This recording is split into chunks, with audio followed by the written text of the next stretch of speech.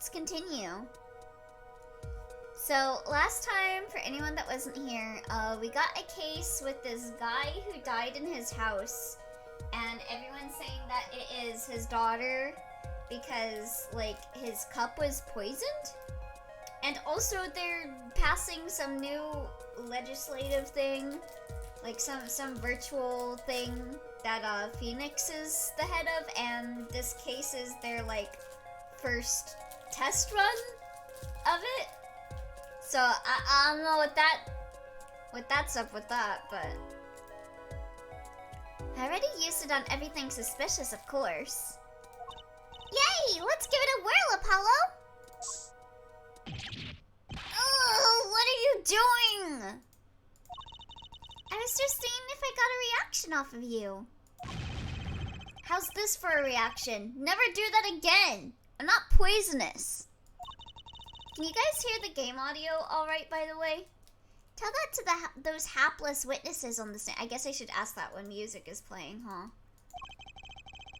Let's just get down to checking for real poison, shall we? Yeah, can you hear the game alright now? Should it turn up? Should it turn down? Let me know. Let's just get down to checking for real poison, shall we? Yee? Oh. Hold on. I was holding a Twinkie in my other arm.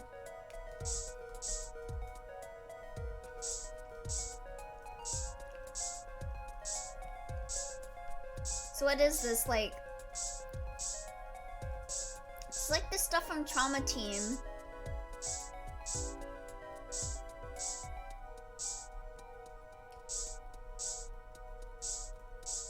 Ain't detecting anything. Is this like luminol or something?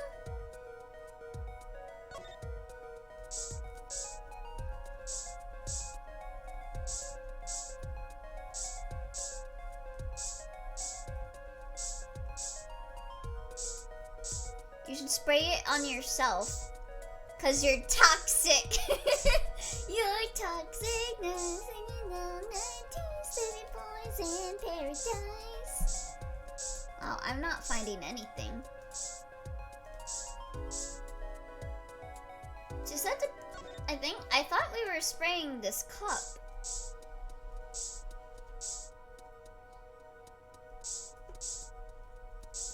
Nani? God, I wish Trauma Team escaped Wee Hell. I really wanted to know about the satanic hospital stuff. Yeah, it's such a fun game. If I ever get around to, I don't know. Maybe I should get like a capture card for the Wii. Oh, but it's just, with where I'm living, just in general, having a Wii set up would be pretty hard. My room is not very big to be doing stuff like that in it.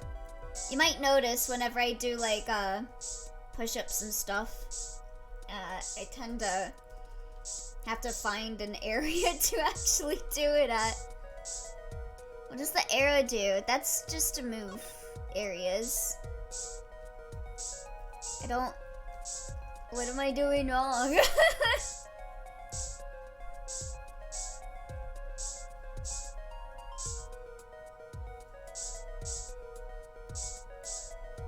I feel like I've put this on everything.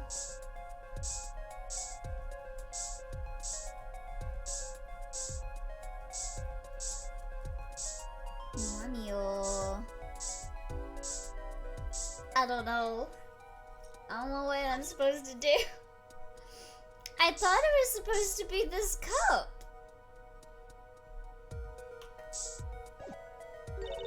Too bad. No reaction there. I'm sure Emma checked out all the likely spots. Wait a second. What is it, Apollo? Did you spray that little dusk over there? I don't think so. The spray probably can't reach that far, you know? Let's check it out, just to be sure. Oh, okay. So nothing on purpose. I guess so. Oh, this is lighting up. How's that? Reaction, Apollo! Ugh. Where? The inside of that cute little frame, look! Well, would you look at that? Nice going, Trucy. I'm known to work magic.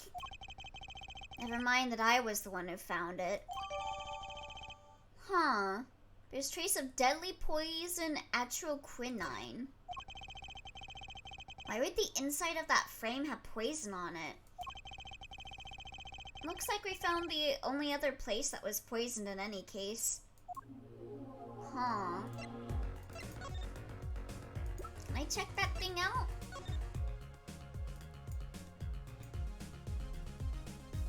Huh. Can we open it? What is that? Uranium? It's a brand new made-up poisonite, I think. Duh, people love to lick tiny picture frames. It's so simple. Looks like they have to take this back part off first to put a photo inside. Have to be a really small photo to fit in there. Elio! Oh, Cerulean! Is that how I pronounce your name? Sorry if I got your name wrong. But yeah, hi! Welcome! Hope you're doing well. True, and that pale bluish stain. You did say it right. Yo, let's go! Why would there be poison on something like this? Oh, thank you for the hydrate, Crystal.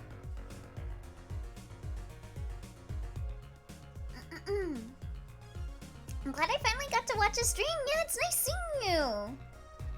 Yeah, Cerulean is the person that we did an improv thing over on Omni Bear's channel a while back. Yeah, cool. Well, there's one obvious reason. Whoever put poison in the coffee rubbed a bit on there too. No, you. No, you. It's not very obvious, Trucy. Huh. Yeah, the Titanic ghost.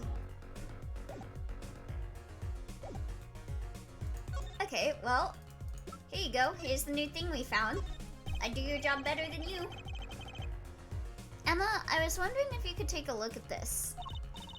Oh, why aren't you gonna look at it? I just found you evidence.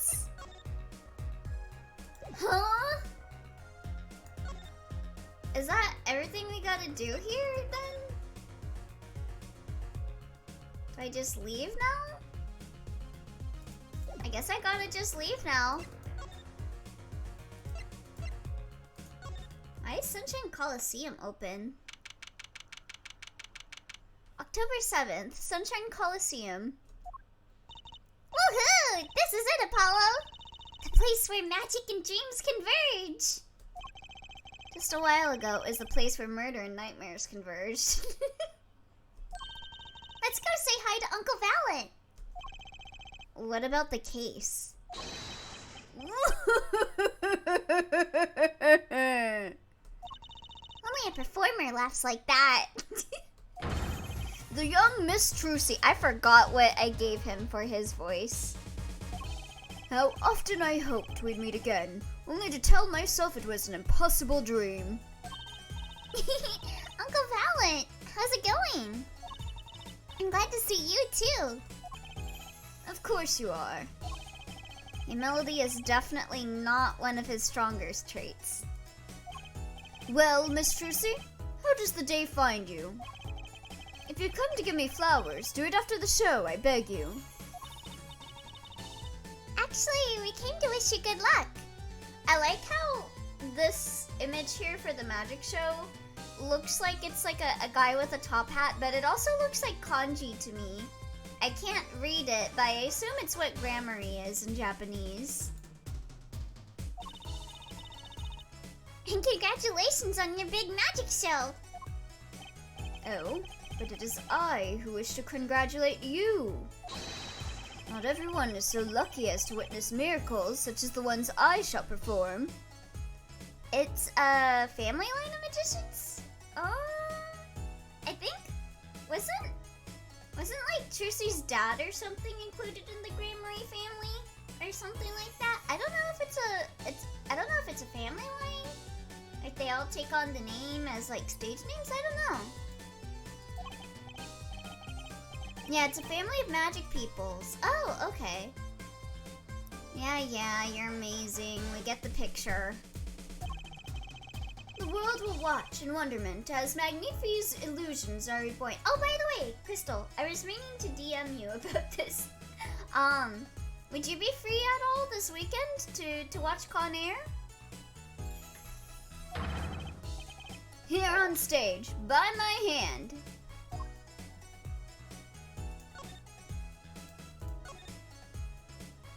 Everyone's talking about the big magic show. Is it true that the Gramarye Miracle is back after a 7-year absence? Yes, absolutely. Alright. What day are you free? I'll be sure to free myself up to watch Con Air with you. Miss Trucy, I must apologize. The show and this honor should have been his. Daddy. My co-magician in training, Zach Gramarye. If that terrible thing hadn't... Oh, was that the scene at the start of this case with the two magicians shooting someone? It's okay. My father was a great magician, Trucy. If he were alive, then I, Valiant Gramarye, would have been proud to stand upon this stage as his assistant. Thanks, Uncle Valiant. I don't know, something about him just scratches this like sus itch I have. Like, I don't know. He feels weird to me. Saturday or Sunday both work. Saturday earlier, all day Sunday? Oh, okay. Let me see, what time am I streaming on Saturday?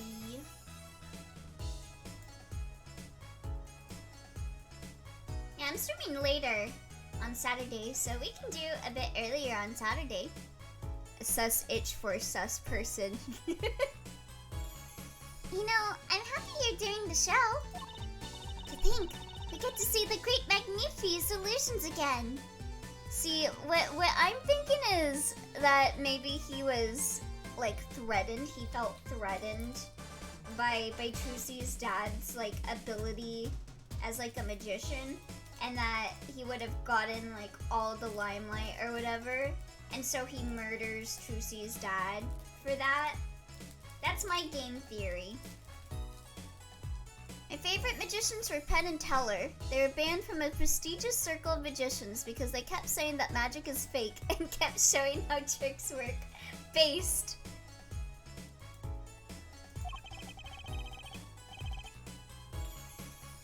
She really is looking forward to this, isn't she?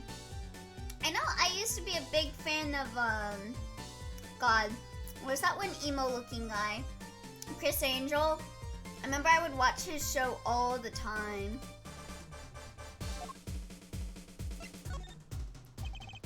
My mentor, the magnificent Magnifi Gramarye, was a true deity among magicians.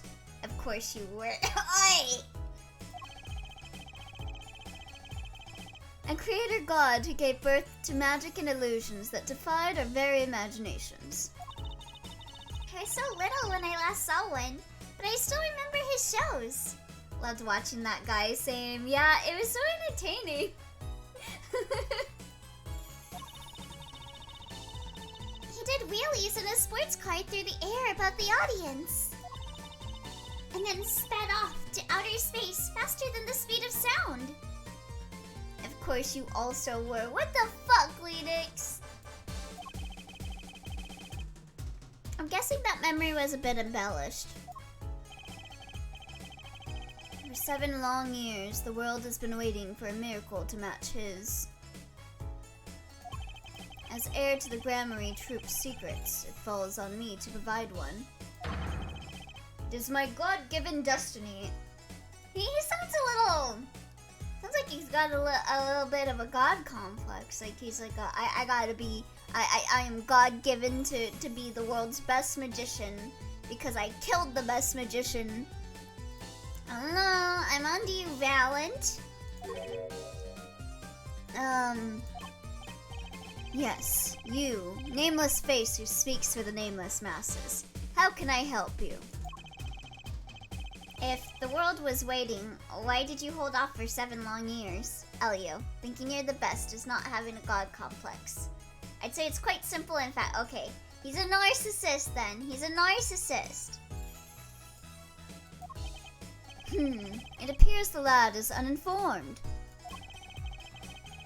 Perhaps you have heard of the magic known as law, which governs our land. I have, though I'm not sure it qualifies as magic. The performance of Magnifi's miracle was impossible. The miracle didn't happen. A certain law prevented it for 7 years, but no more. Huh? 7 years? That phrase sure likes to pop up, doesn't it? And why was that? A little matter called performance rights, Miss Trucy. Eh? Can you tell us about these performance rights? Magnifi's magic relied on an incredibly innovative idea. A trick, if you will. That trick was considered his property, and as such was protected by property laws. Intellectual property, maybe? Magnifi knew this and bequeathed it in his will. To one person. You mean him? Yes. Miss Trucy, it was your father. So another reason to want to kill him to get access to that. Zach Gramarye was the inheritor of the Gramarye miracle. Daddy. Yet, as you well know, he is gone. He disappeared suddenly 7 years ago. I think I see where this story is going. Once a person is classified missing for a certain period of time, they're considered legally deceased, correct? Ace Attorney games an ending when someone is considered dead. Name a better end of case. In all absoluteness, those rolled up sleeves conceal your competence well, young man. Well, I guess it's more like statute of limitations for Phoenix, right? That was the thing. That certain period of time of which you speak is 7 years. What would happen if you copyright a trick and then someone else explains how it works? You would get sued.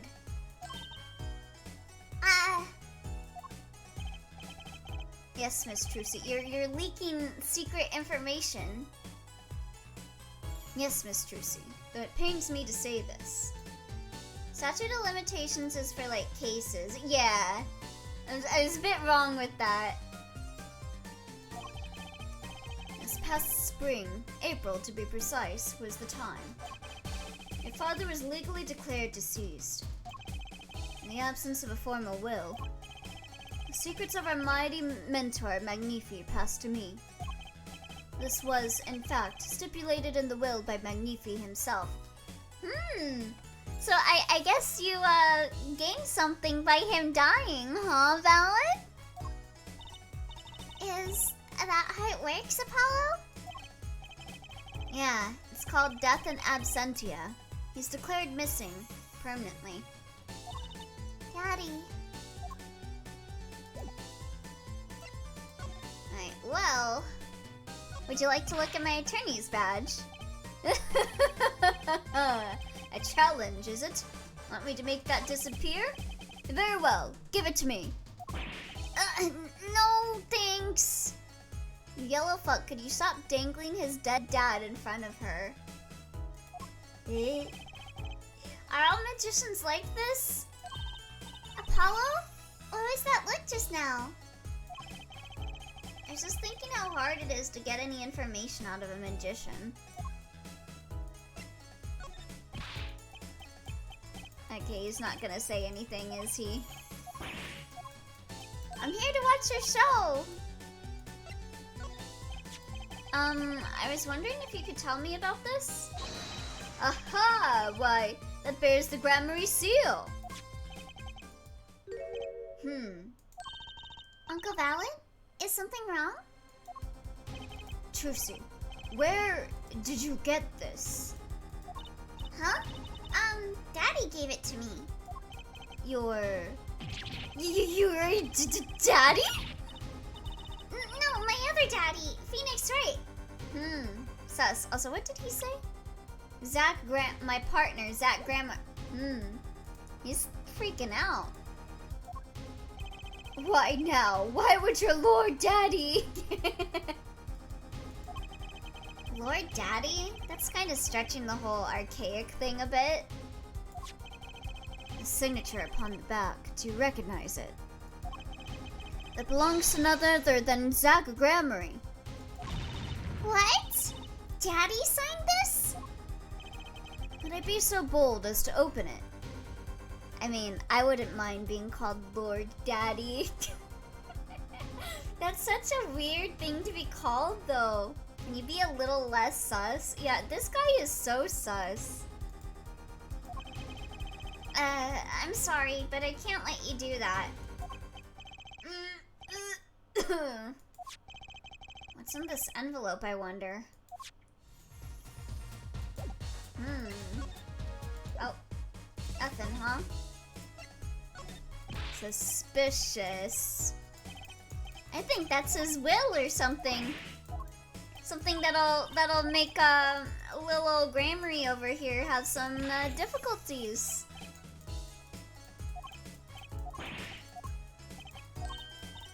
Okay, yeah, I don't think he's gonna really respond to any of this stuff.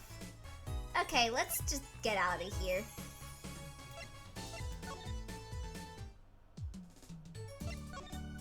Hey! I got a bunch of stuff here. Wanna discuss any of this? Presenting, alright? Yeah.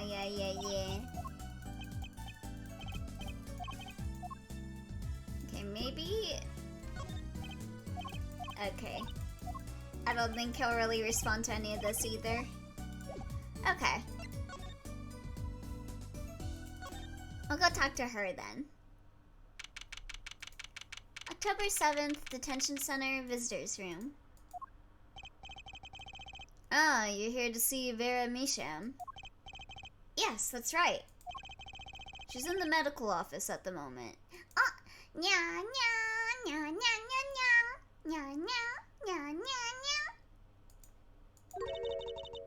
Medical office? Is she okay?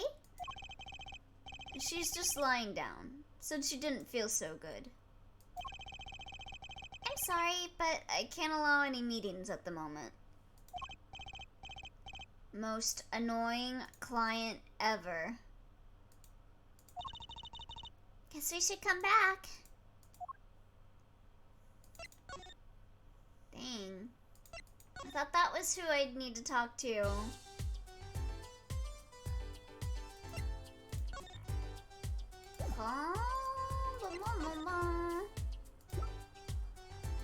Ba at work, gonna lurk. Oh, see you later, Skycon. Have a good day at work. You're gonna test for poison again? Why not? Just to be sure. But you found your clue already. Isn't that enough? This stuff isn't cheap, you know. I bet she doesn't have a lot of spending money. I bet she spends it all on snackoos.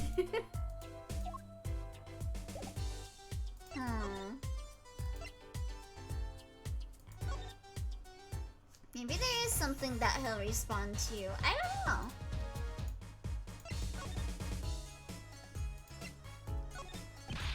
Do you know this guy?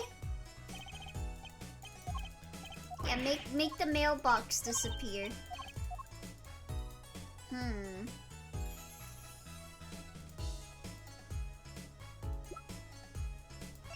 you know anything about poison? No.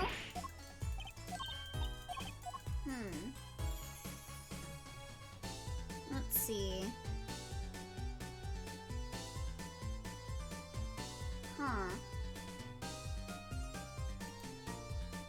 Maybe I'm missing something with Emma.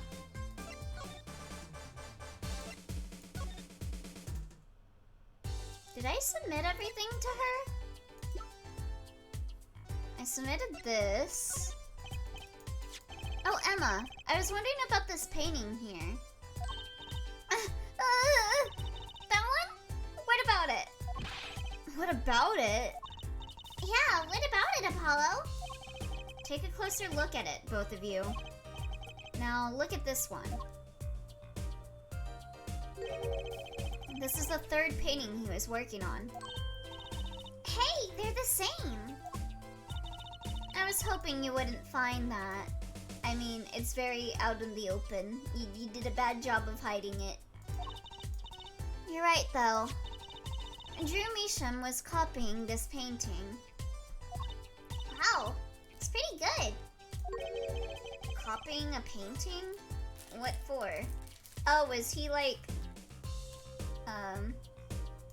I literally just played like a case in London Detective Mysteria that used that word, and I forgot what it was already. Emma, about this. Oh, that! Yes, why, that's a bright red envelope. Yeah, forging. She's a forger? I guess that makes sense why all his artwork has like a varying art styles if he's just copying other people. Sure is jumpy.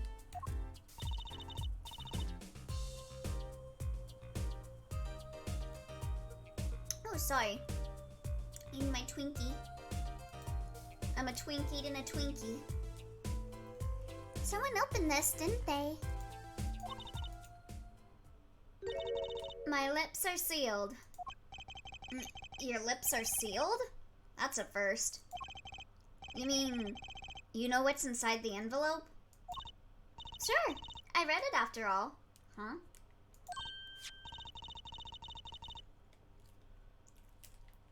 Isn't that like tampering with the evidence, though? Ah, you mean you were the one who ripped this open? Please, I would have steamed it open. But she did sneak a peek at it, apparently. Know that I have a powerful weapon on my side. What?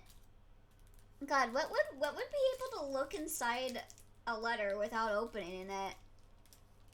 All I can think of is an X-ray, but I don't think that lets you read letters. Can it? A weapon? Yes, the use of tools, highly specialized tools for information gathering. Tools I wouldn't mind getting my hands on. You should try flattering her, Apollo. They say a little praise can open big doors. Never heard that one, but it's good advice. Let's try talking to her some more. About that envelope we found. I was wondering if you could help us out with that tool you were mentioning. You want to know about my tool, do you? It's called an... Oh, I guess you can use X-rays. It's called an X-ray analyzer. Okay. X-ray? Like the X-rays you get at the dentist's? That's right. At least, that's what I call it. See, the thing that was keeping me from thinking an X-ray could see it is like... God, how do X-rays work in the first place? Like, I feel like it sees specific stuff, right? How do you, like, tamper it to see certain stuff? I don't know how X-rays work. Huh? It has a real name, but it's much more complicated. The X-ray spectralization. Something. How am I supposed to remember all that? So basically, it lets you see inside things, like envelopes.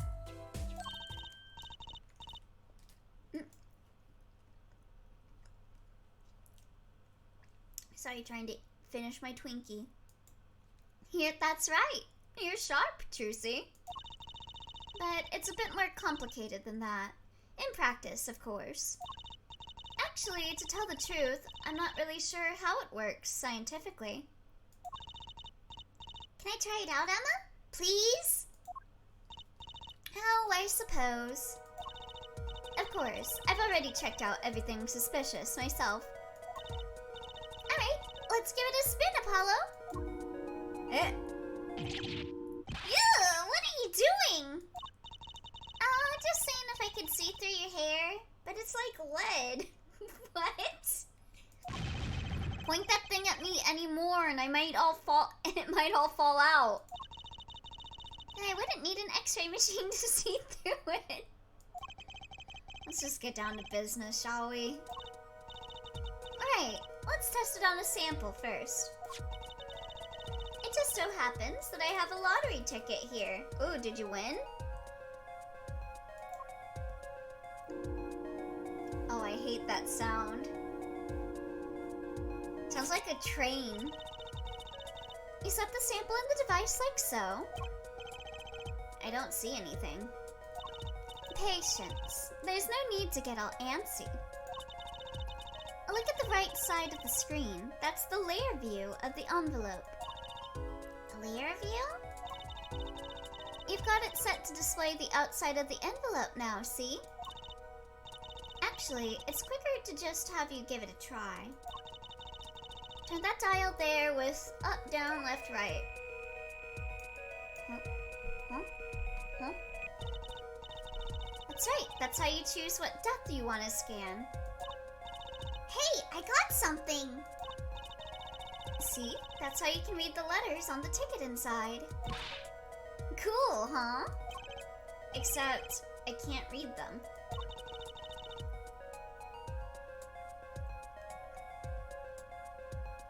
Just turn the dial a little more.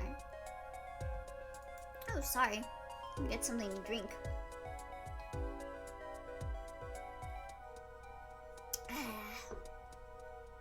Ooh, I'm excited to have the Umaibos come in. I've been like craving like chips and like savory stuff, but I don't have any savory stuff, so I'm looking forward to it. What you have to understand is that a sheet of paper isn't really flat at all. When you zoom in that much, you see that paper is like a bunch of hills and valleys. Wow, really? This X-ray device uses a beam with a wavelength of only 0.05 microns. It breaks cards down into thin layers, so it can only show what's written on that layer. I'm not entirely following you, but what good is it if you can't read anything? That's why we go on to step 2. Try rubbing the image a bit, if you would. Rubbing? Like going over the image with Wazda while holding space?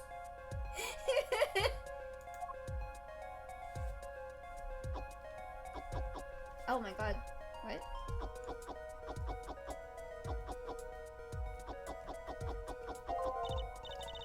There, that fixes the image on the screen. They really had to put stuff in to market it as a DS game, huh? Now turn the dial again, just a little. Good. Now you can rub this image to fix it too. Hey, I get it. We just keep doing this until we've got the whole thing. Exactly, not bad. Neat. Let's do some more. Okay, well the lottery number is 16.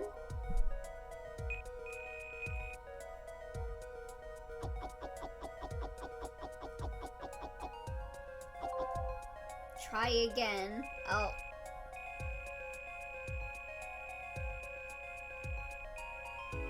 There's still something I need to get? It's pretty readable. Oh.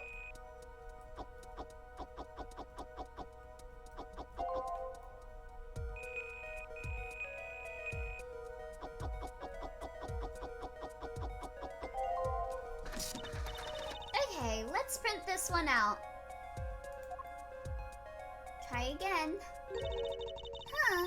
Does that mean I have to buy another one to win? Well, it's Emma's ticket. I'll let her buy another one. It's okay. There's no need. But see, this is the true hidden power of my weapon. Neat, huh? Now let's try it out on the real thing, shall we? Okay. I hate that sound. Ugh.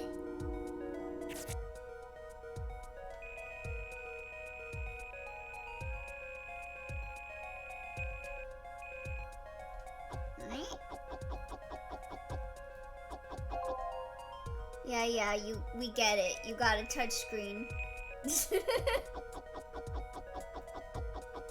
We get it. It's a DS game.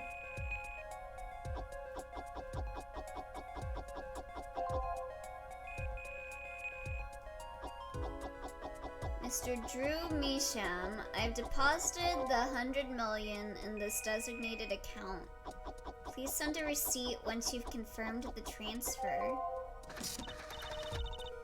Okay, let's print this one out. Huh.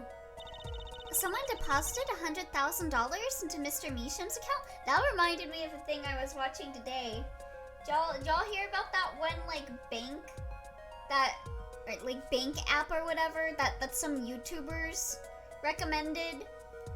Like, and then, like, a bunch of people put their money into the app, and then it got frozen, and they couldn't withdraw their money, and the app turned into, like, a big, like, gambling app. What the fuck? His paintings must be really valuable. There's another page in there. Care to take a look? You bet I do. If you're gonna read someone's mail, you might as well read it all. Thank you, Trucy. Here goes with the second page then. Remind me to never let Trucy find anything written for me.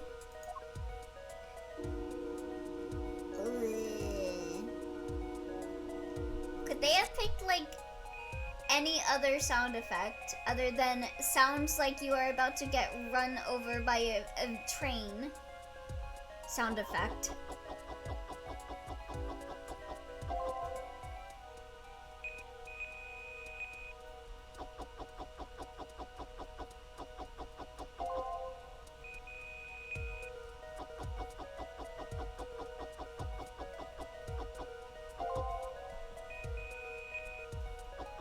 See, sign the paper and send in the enclosed envelope with the enclosed stamp within 3 days. I need not remind you to speak of this to no one. Oh. Okay, let's print this one out. So, it was a letter about payment for one of his paintings. Why all the secrecy, though? 'Cause he's forging shit. And what? What was this letter? Why was this letter the only one in here?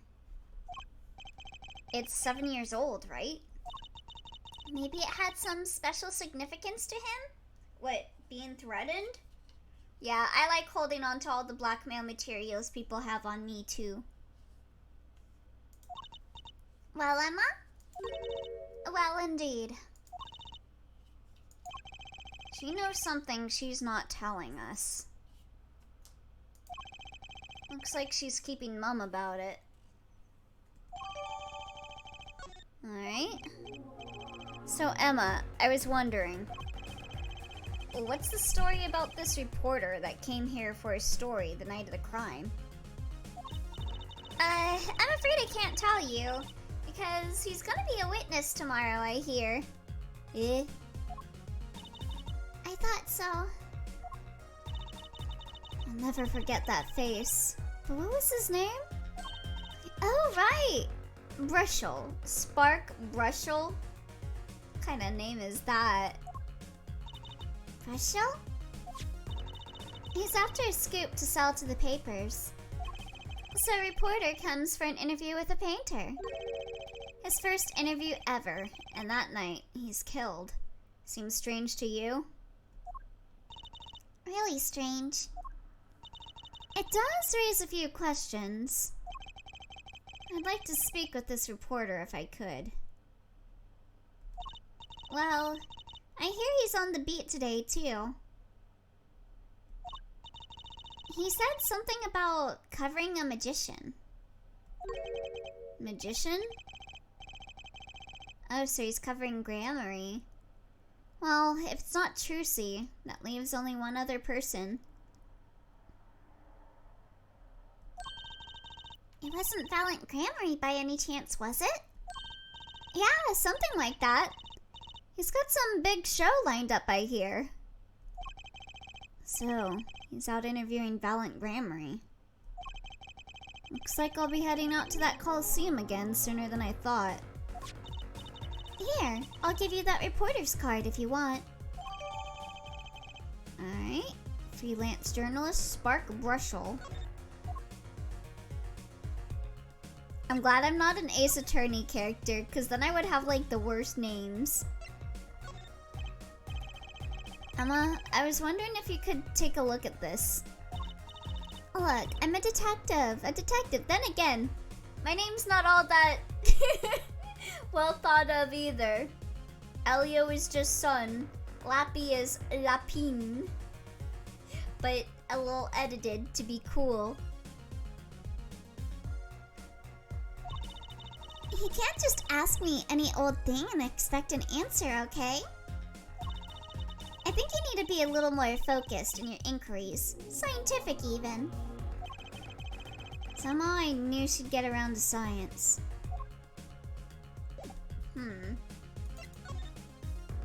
Okay. Go talk to Grammary then.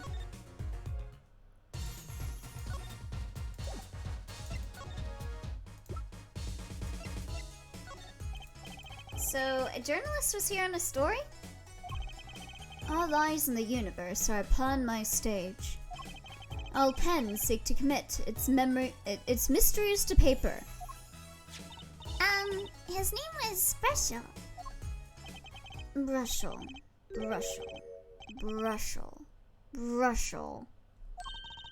I think he remembers him. Doesn't look too happy about it. Brushel. That cloying smell of mint when he smiles. What's wrong with the smell of mint? Yo, fuck Valiant! This dude is the killer! Take him away! Could you tell us more about him? What did he want?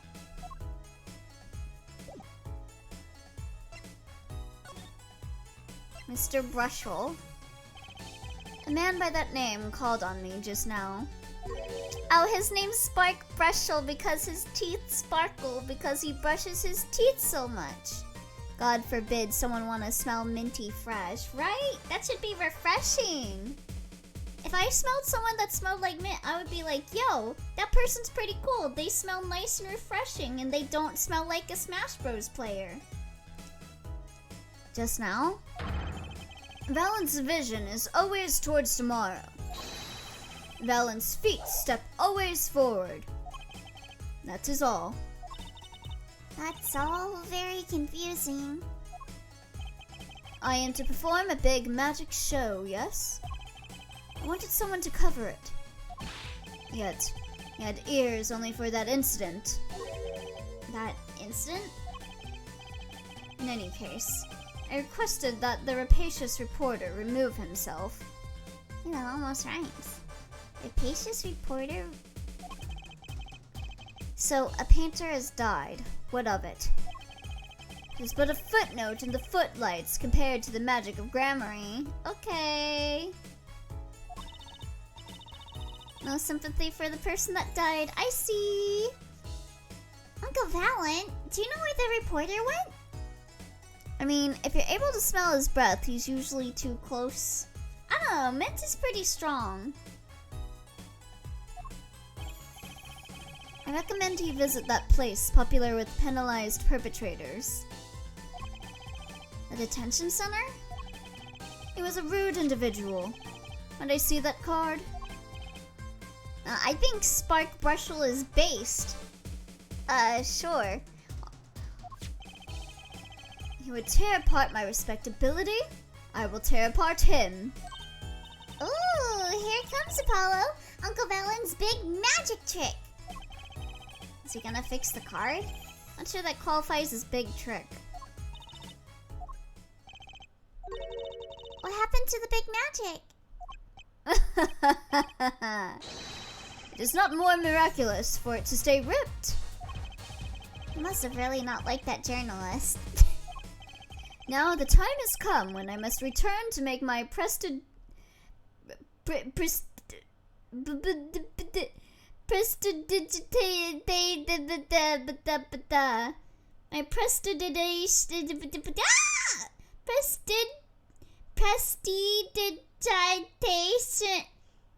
How the fuck do you say this? How the fuck do you say this? Prestidigitization? Oh, it's an actual word. How to say.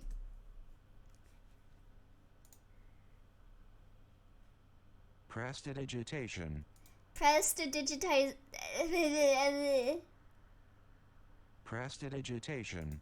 Prestidigitation. Yo, there we go. I got it. That is how you know he's not a D&D player. Holy shit. Yep. Just Especially as a reporter, he's probably trying to get as close to your face as you can. Probably pushing his mic into your face, maybe. Separate the I and D and pronounce it as two separate words. Prestidigitation.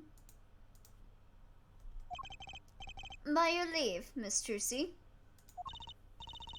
Thanks, Uncle Valet. 3 days from now, make ready for a miracle. Prestidigitation.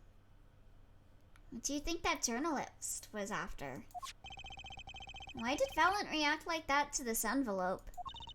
I think it's time to pay the detention center another visit. Alright, let's go.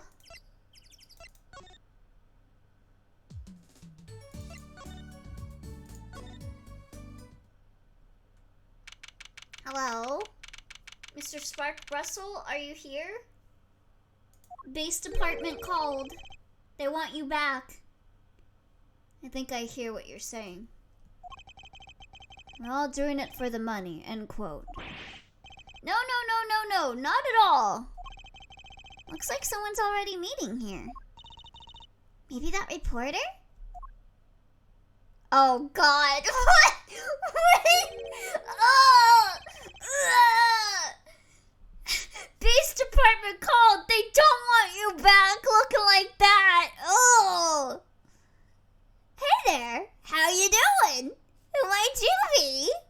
Why are you looking like that? What? Stop making that face. Stop!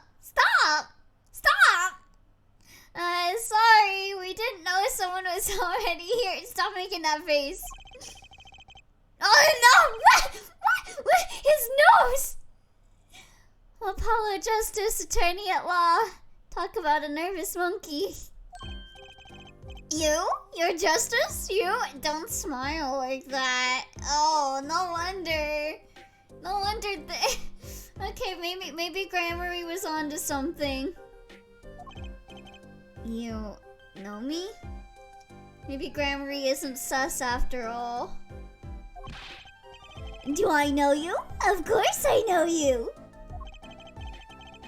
Stares down witness on stand till they spill beans, end quote. Sorry, Valent, I wasn't familiar with your game. Yeah, I'm so sorry for talking shit on you. God, stop doing that face! Stop it! That's not true. What's he writing? Is he writing on his hand? With a pen? Huh? Stop looking at me like that. Are you a reporter by any chance? Whoa, you're Trucy. Stop looking at me with them big ol' eyes. Eh? Am I famous? Oh yeah. Juicy Right hates carrying a bag. I don't even need to see to know he's bad. Yeah,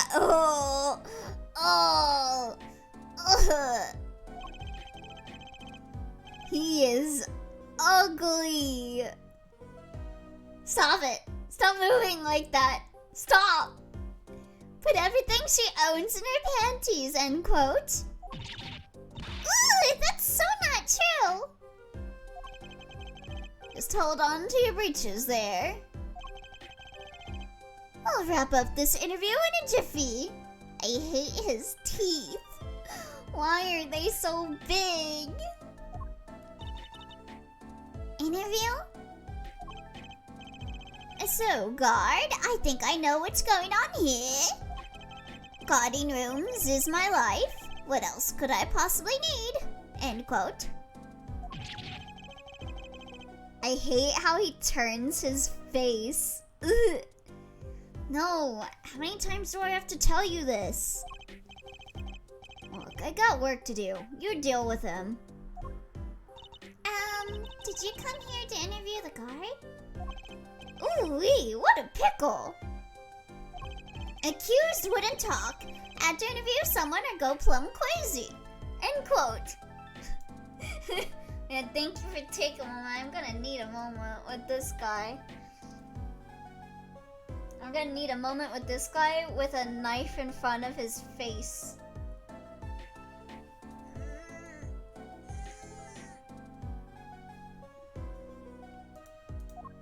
Huh?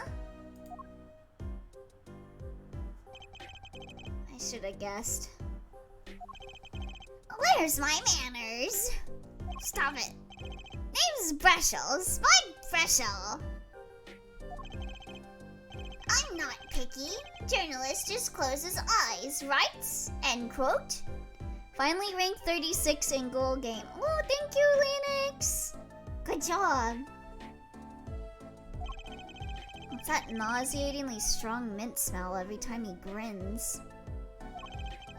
Until you've been interviewed by me, you don't know what thrilling is. He reminds me of that one dentist dude from Fairly Odd Parents. Wild romp through crossroads of mayhem, madness. End quote. I can see that. He's writing something again. Well, if he's a reporter, maybe he knows something. God, I hate him. I hate him. So, Mr. Breshel, you're a journalist? Me? Look, let me state one thing for the record here. He reminds me of Lawyer from Identity V, but uglier. And Lawyer's already ugly. Yes? I'm the interviewer. You understand, yeah? I'm the one asking the questions here. End quote. Okay. I hope you have to cross-examine him. I don't want to examine him at all. I want him away from me. I want a restraining order. For instance, you think a movie director watches movies? Well, I think he probably does. Exactly. I knew you would understand. Huh? Stop. Stop. I don't want to look at you.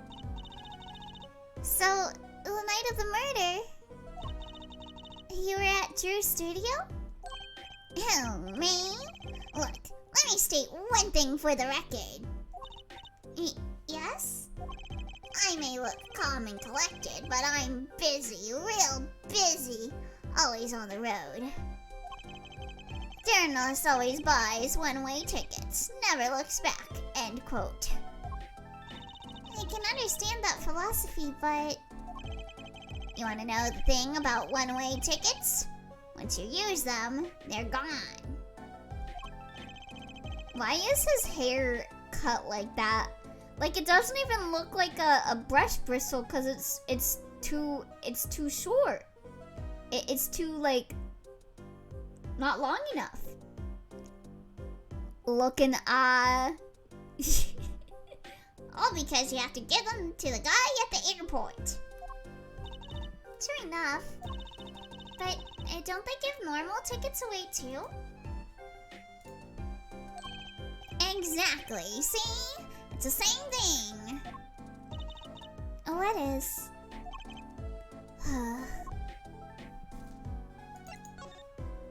God, can we please leave?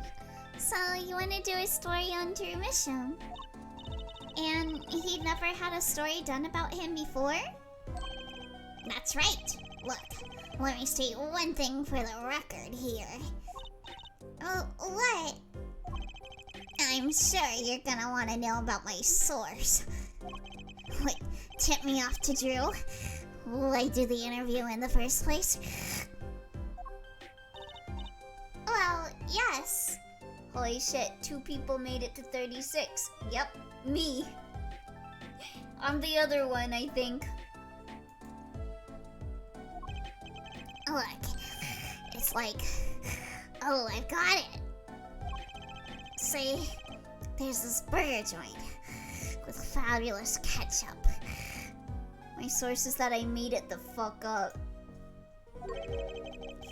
You think the burger guy's gonna tell me where he got it?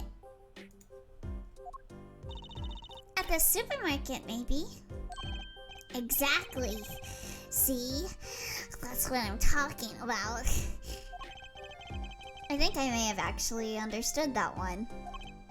Well, there's nothing I can talk about, really. Walls have ears, eyes, especially glass walls with speakers. End quote.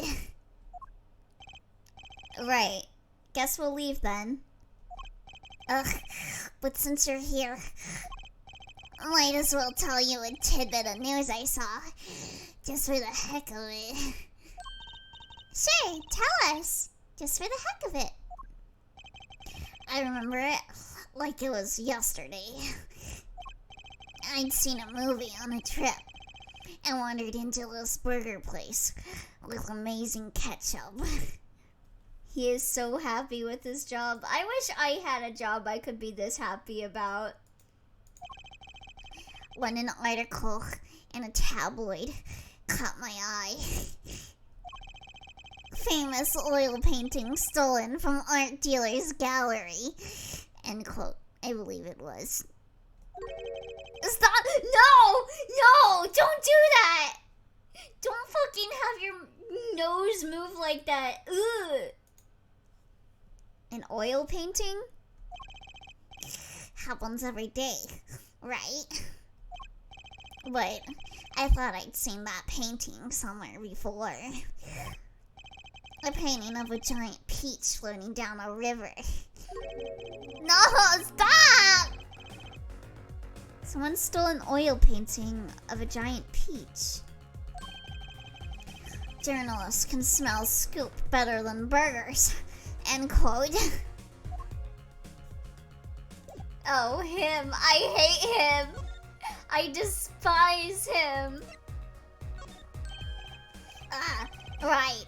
Let me go on the record here. Yes?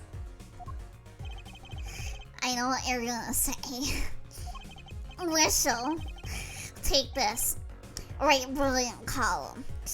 End quote. I don't think so. He is not that bad. Okay, Dr. Bad Taste. Look, buddy. I write brilliant columns about one thing. Journalist makes me want to bleach my eyes. End quote. And that's food. Try to understand. What could he possibly be writing?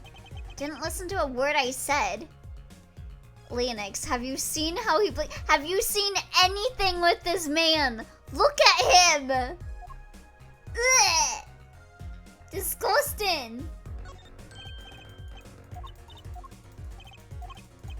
The way he moves his face, his teeth, his rosy cheeks, his like a 5 o'clock shadow, his chin, his bald head with little bits of like hair sticking up that looks weird.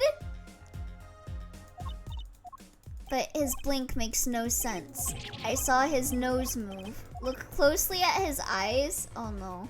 Not sure if I want to look at his eyes.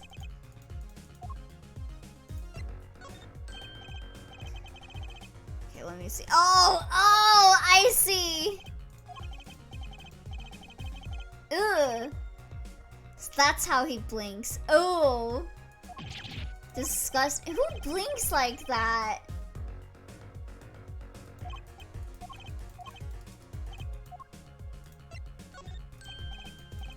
Oh, he's not gonna respond to anything. Maybe he'll respond to his ripped up... Oh wait, we don't have it anymore. Huh.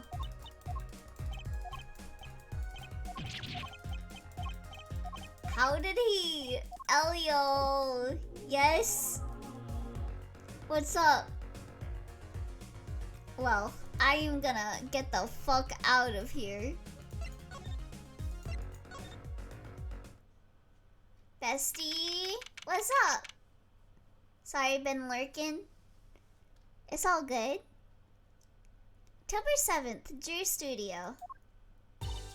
Well, how'd it go? Find anything out? Actually, there was one thing I wanted to check with you. What's with that scary face you're making? What's with the I know everything but I'm not telling face you've got going, Emma?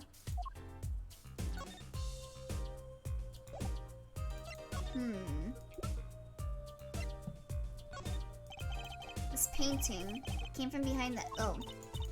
I thought maybe we could talk about... Oh, it's stolen. Okay, here we go. I was hoping you wouldn't figure that out. Do you think you could tell us a bit about this? I suppose. That's what you think. Drew Measham was a forger. A forger?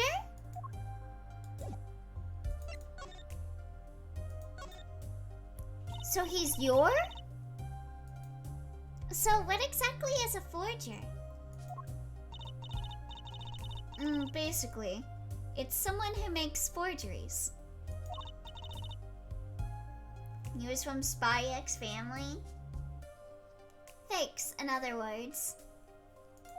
I do like that they made that be their last name. What should we name our fake family? Forger. Fakes? Copies of an original.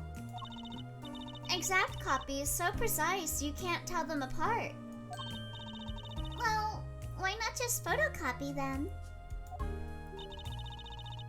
The big problem with forgeries... Oh! What just happened? Give me a second.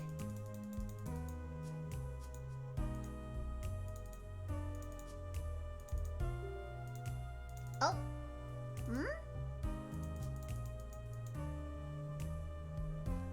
Okay, there we go.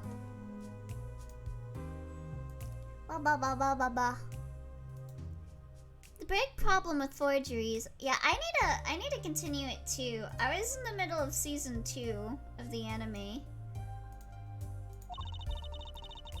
Is that people try to sell them as the real article. It's a crime, of course. So, Drew Measham was... Another game with forgeries. Yeah! Right after the last forgery case, huh? Is Apollo Justice a ripoff of London Detective Mysteria? A criminal? I'm afraid so. He received money to create elaborate forgeries. To supplement his work in illustration, I guess.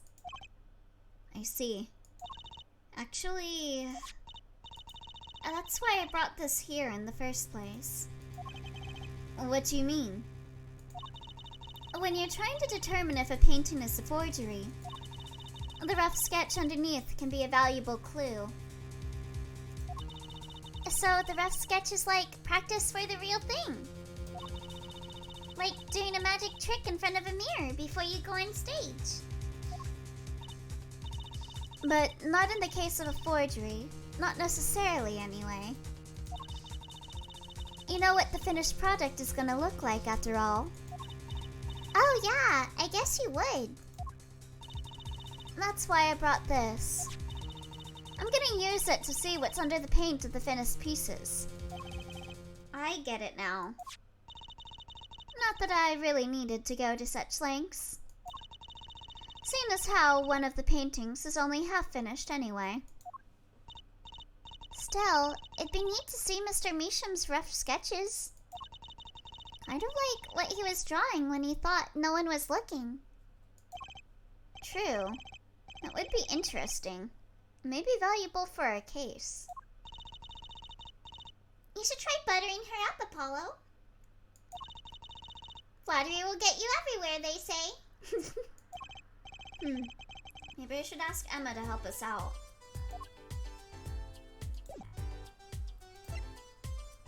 Wait, how do I get her to examine it?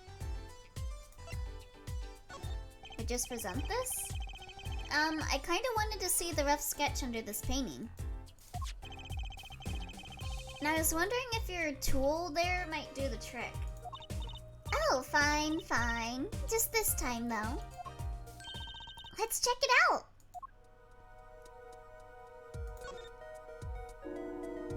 Oh, that sound again. I hate it here.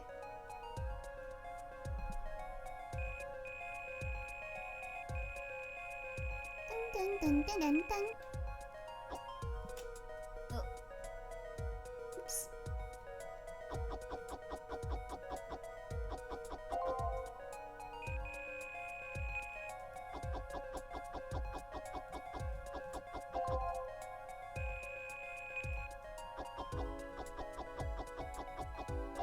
Okay.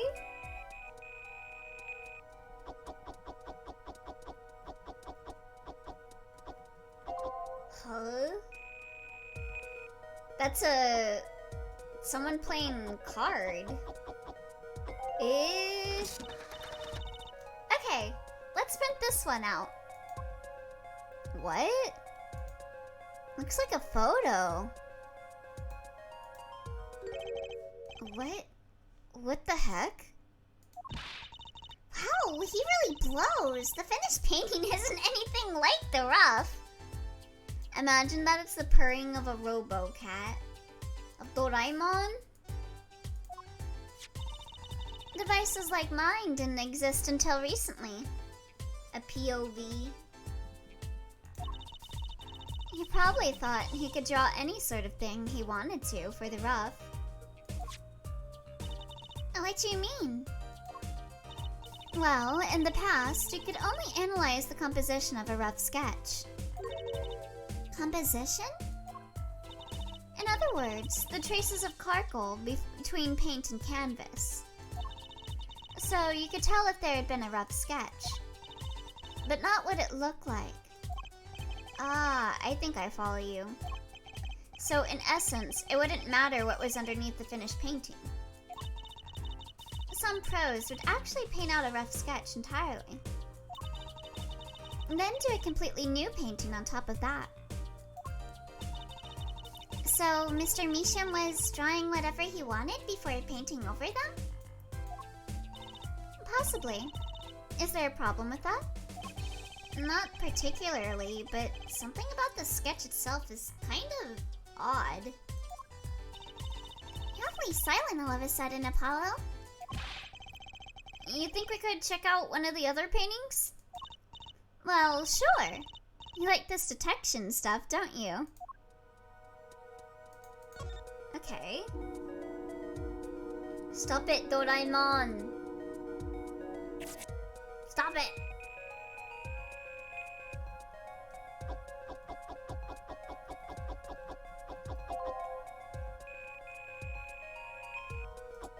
Oh, okay, I'll stop.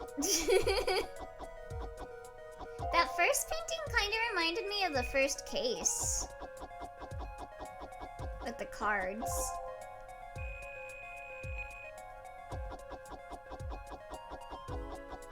I mean, they've got to be connected to the magician subplot. There's got to be a way for this case to get huh? That was Mr. Ramen's noodle stand. Huh? So what, is it gonna be all of my cases? Okay, let's print this one out. Does it look like a skeleton? This one too. Hi Elio, cutie. Hope Apollo Justicine is going well. It is! Other than the fact that I had to see the ugliest man on earth. Everything else is doing alright. I do not like Mr. Brushel. He's terrible. He's gonna haunt my nightmares tonight. Well, my tracking seems a little off. Let me fix this. Bum ba dum bum bum. Ha ba ba ba ba. Ha ba ba ba ba. There we go. Mr. Eldoon, thank you. I will not call him by his name. Because he gives his dog poop water. What's wrong, Apollo? You look so serious all of a sudden. You think I could just look at the last of these? Fine by me. Knock yourself out. So the next one's gonna be the last case?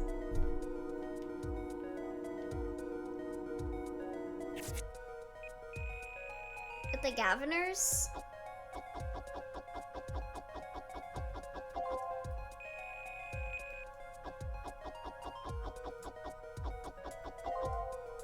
Let's see.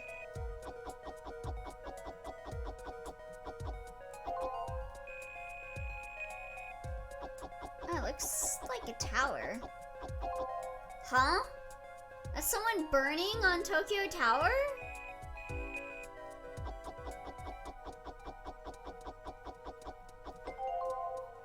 Eh? Oh, wait, no, that's Gavin. That's Gavin. With his guitar.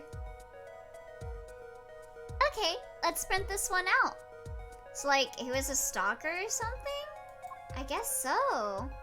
Weird. What the heck is all this? I can't believe he's drawing arson. I hesitate to ask why you're getting so excited. You sure your device isn't leaking some kind of strange radiation? Trucy, look at these 3 sketches. Do you notice anything? Yeah, they're all of our cases.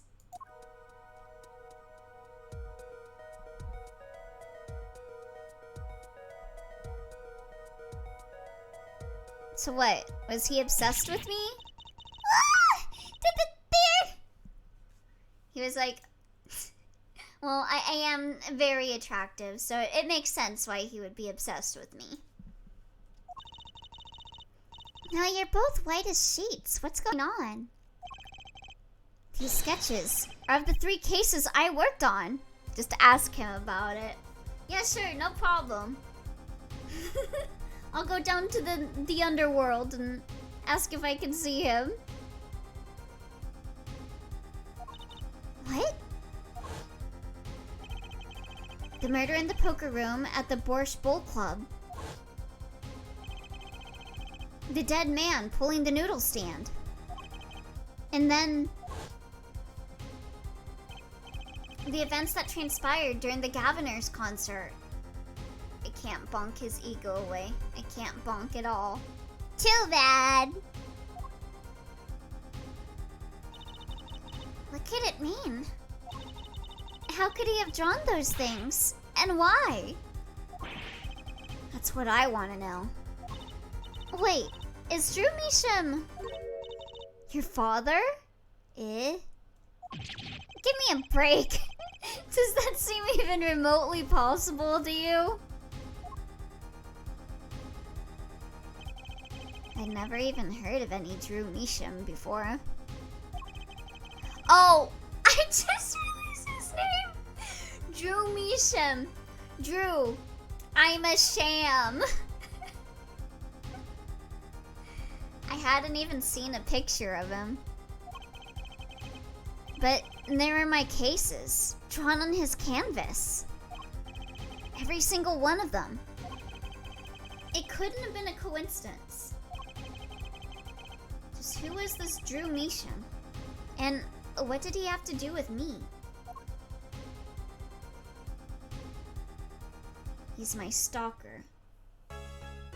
Gachi koi.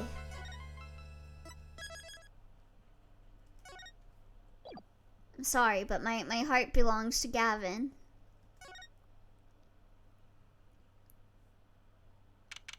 October 8th, 9:48 a.m. District Court, Defendant Lobby number 6. Good morning! So, you're Vera, right? I'm Trissy. Trissy Wright. That's right, with a W. But not right, right? We're on your side. You can tell us anything, please? Good morning. She speaks. Not bad, not bad. But I think you do better with a little smile, you know. Trucy, don't talk like you're a boomer seeing someone at a Starbucks telling them, a little smile could do you great, honey. You're so pretty. You need to sell yourself, you know? Oh, now that you met Vera, are you gonna say would? Trucy, let's take it easy for starters.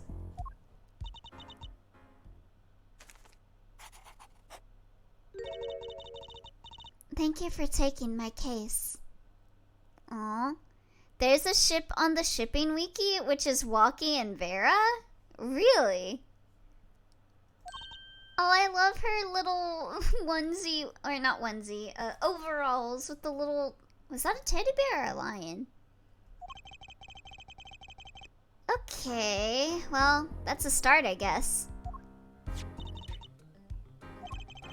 There she goes with the nail polish again. I don't know why anyone would do that to Vera. What the fuck, Twy? I would love to date Walkie. Vera's a lucky woman. That's great, really. It's so cultured. I feared the shipping wiki.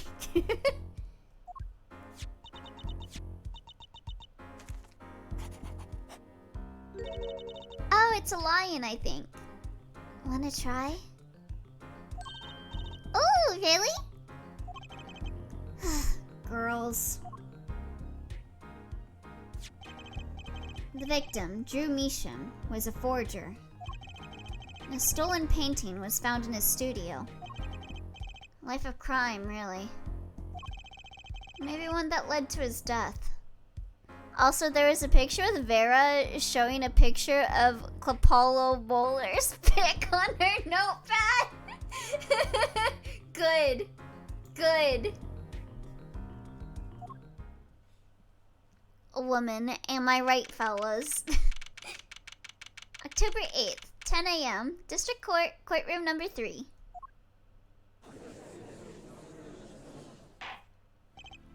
Well, we will now, begin the, trial of the Vera Measham. Is the judge okay? His voice is all raspy, and he's looking around all nervous-like. I'm sorry, Larry and Gumshoe? What's wrong with Larry and Gumshoe? They're both kind of like the sidekick guys.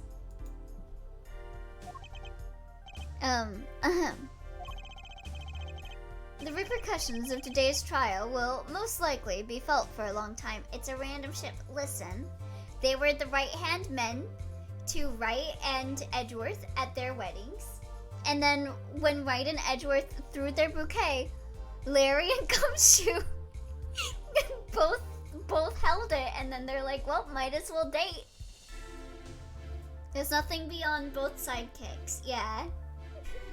They follow them around, and then they fall in love. I'm gonna make a fanfic about it now.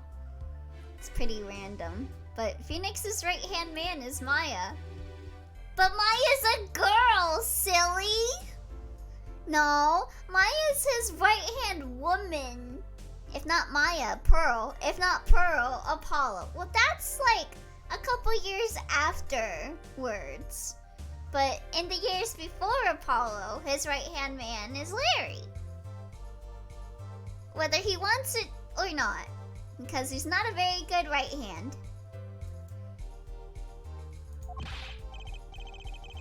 And may indeed alter our legal system forever. No, before it was Edgeworth. No, Edgeworth is just his man. Today is a test of the jurist system. What did Larry do to be the right-hand man? They're childhood friends. They're besties. He's the best man. He's his best man at the wedding. And the first step towards new order in our courts. Daddy's secret mission! Jurists will function like a jury. It is hoped their inclusion will help the courts to better reflect the people's will. Sometimes it takes a woman to be the best man. Why aren't there any jurists in the courtroom? 3 closed-circuit cameras watch this courtroom at all times. The jurists have access to everything that transpires. Jurists, judge well and judge cool. Now, see here, Prosecutor Gavin. I was going to say that. My apologies, Herr Judge. Ahem, jurists. Today, then Edgeworth is the right-hand man, right? No, I already said it. Edgeworth is not his right-hand man because he's his man. Judge today's trial coolly, if you would be so kind. Jurists are unbound by the letter of the law. They don't affect the trial with evidence, but by their feelings. We're about to find out just what effect they're gonna have. And very well, Prosecutor Gavin. The details of the case, if you would. The victim is the painter, Drew Misham. He was killed in his own studio. I feel like Gumshoe is a better right-hand man for Phoenix than Larry. Listen, Gumshoe is Edgeworth's right-hand man. He can't be both. Phoenix got to settle for second fiddle. His coffee was poisoned. By whom, you ask? Speaking of, earlier I was browsing stuff and I found someone did like a Godot, like a coffee cup. It's really cool. Sure is. The Phoenix and Edgeworth hold hands. They can have the same right-hand man. No, they can't. The right-hand man is the right-hand man for their wedding. They can't be each other's right-hand man if they're getting married to each other. By none other than the defendant, Vera Misham. Larry did nothing but fumble his testimonies. Objection! It's fine. He's doing his best. There wasn't any poison in the coffee. Also, it feels like Apollo Justice went by really fast compared to Phoenix Wright, because there weren't like any, like, while you're investigating, there weren't like any psyche locks or anything. Oh, tongue. Someone has been doing their homework. It's not what I mean. Gumshoe is both their right-hand man, because they're holding hands. Indeed. Poison was not present in the coffee, but on the mug itself. The mug? Ah, the residue was found on the rim, I see. I feel like it's roughly the same as Justice for All. Maybe my memory of Phoenix Wright made it come across as longer than it actually is.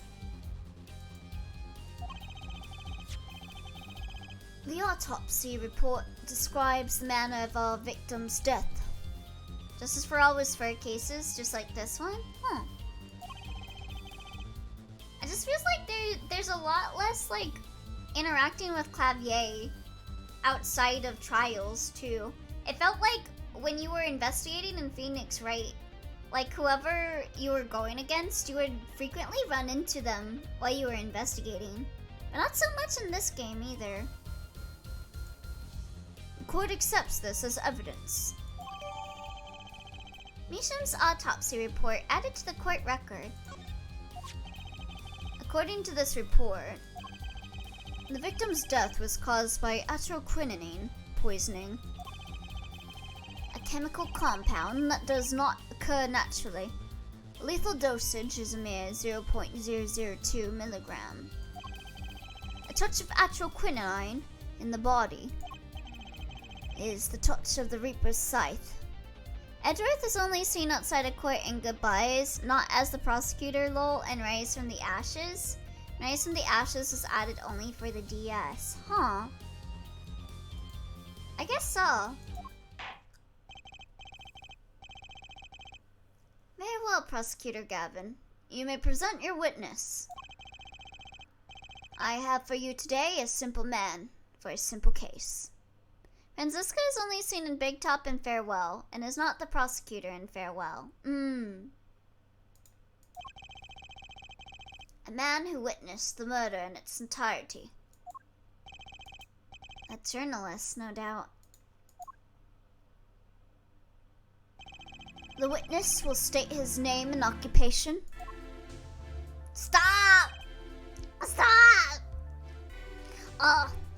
Why?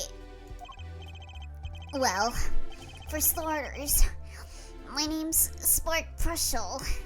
My job is a lone observer of the world. I don't think we see Godot and Recipe are stolen. Huh. Yeah, baby. No, baby! In other words, a freelance journalist, right? If you don't mind, I'd like to state something here for the record. Yes, Mr. Brushel. I dislike conclusions. Specifically, the aspect of jumping to conclusions. Brother, you are a reporter. That's what reporters do. Jumping to conclusions. Preconceptions make Park's sandbox of endless desert waste. End quote.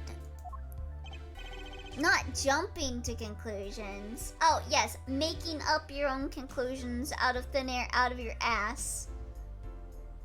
Jumping to conclusions is a bad thing. But you're a journalist. You said so yourself yesterday. Well, that's true, yes. But you must understand, I stand before you today, a man with a dream. I'm offering you my testimony in exchange for exclusive rights to the story. Scoop turns Mr. Brushel into that Mr. Brushel. End quote. Let's hear your testimony then, shall we? A simple case, eh, Gavin? For me, the jury is still out.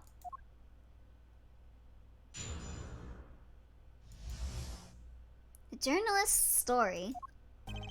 I visited the studio around 9 o'clock that night to do the interview. The first outsider to enter the atelier. Journalistic history made. End quote. His daughter brought us coffee right after we started. And you know what happened next? Star Falls. End quote. The first to enter the atelier. No! No one else entered the room besides her the whole time. That does sound like a simple case. Unless you were the one who poisoned him. What do you say, Judge? Ahem.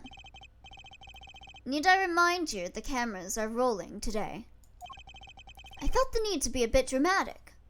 Disbar this witness, he's a foot guy. What? You didn't do it, did you? I would not be surprised, honestly. Just look at him. Me doing anything like that? Come on, that's like...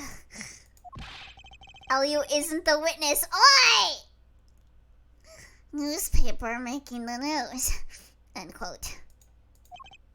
Or even contemporary witch hunt, end quote.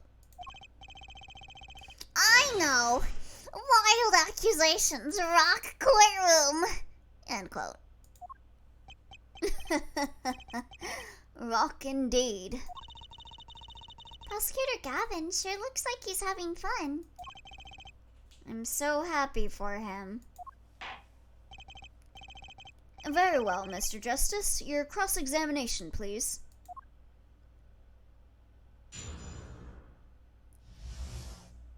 The journalist story. Alright. 9 o'clock at night? Isn't that a little late for an interview? If the great painter Drew Measham says, come at 9 o'clock, believe you me, I go at 9. The first, and as it turned out, last interview with such a prolific painter. Right. Can you tell us what it was like when you arrived?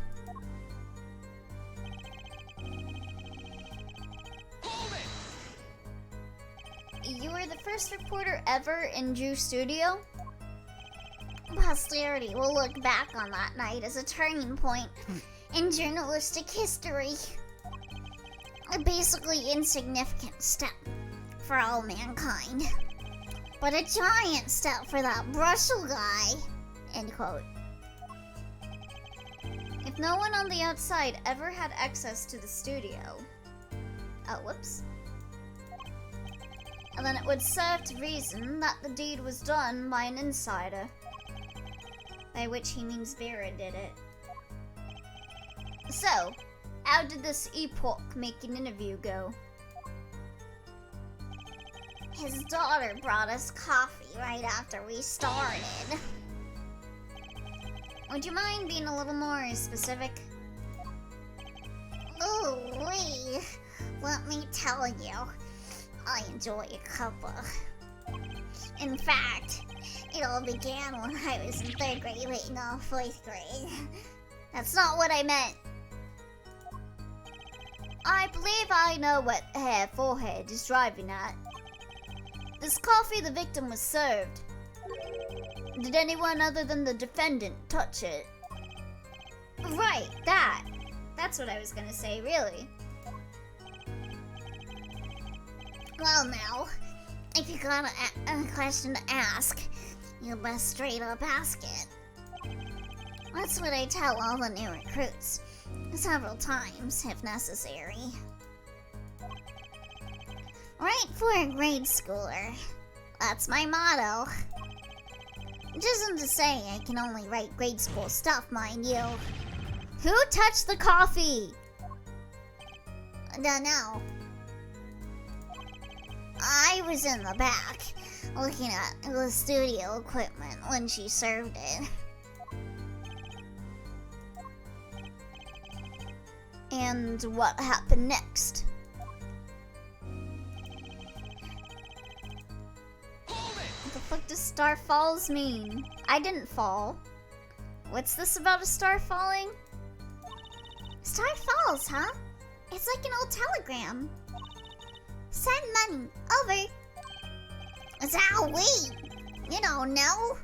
That's like a journalism code word. An important personage passes away. A star falls. Get it? But there's no gravity in space, is there? I wouldn't think stars could fall, really. Does this matter? Oh boy! This is good stuff. Good stuff.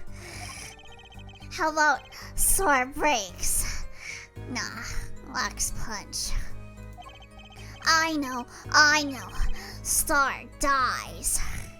Nah, lacks imagination.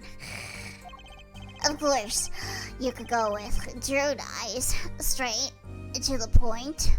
I like it. Oh my god, my head is getting lightheaded doing this fucking voice.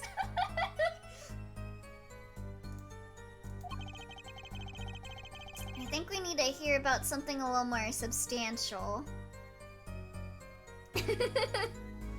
Uh-huh. The moment of death? About when Mr. Meesham passed away? Then don't do that voice, Elliot. But it's perfect! It's his voice. It's what I imagine he sounds like. Oh boy, what a scene that was. He puts his coffee mug down with a crash, right?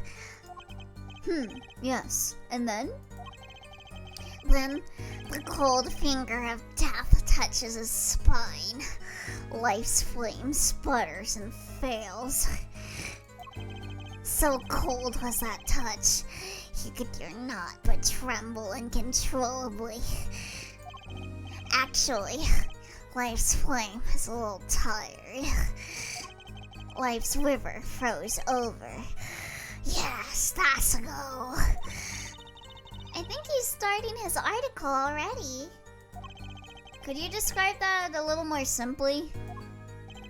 Well, as you can imagine, I was pretty surprised. He hit the floor, as they say. Artist Seizure's final performance. End quote. Atroquinine paralyzes the central nervous system.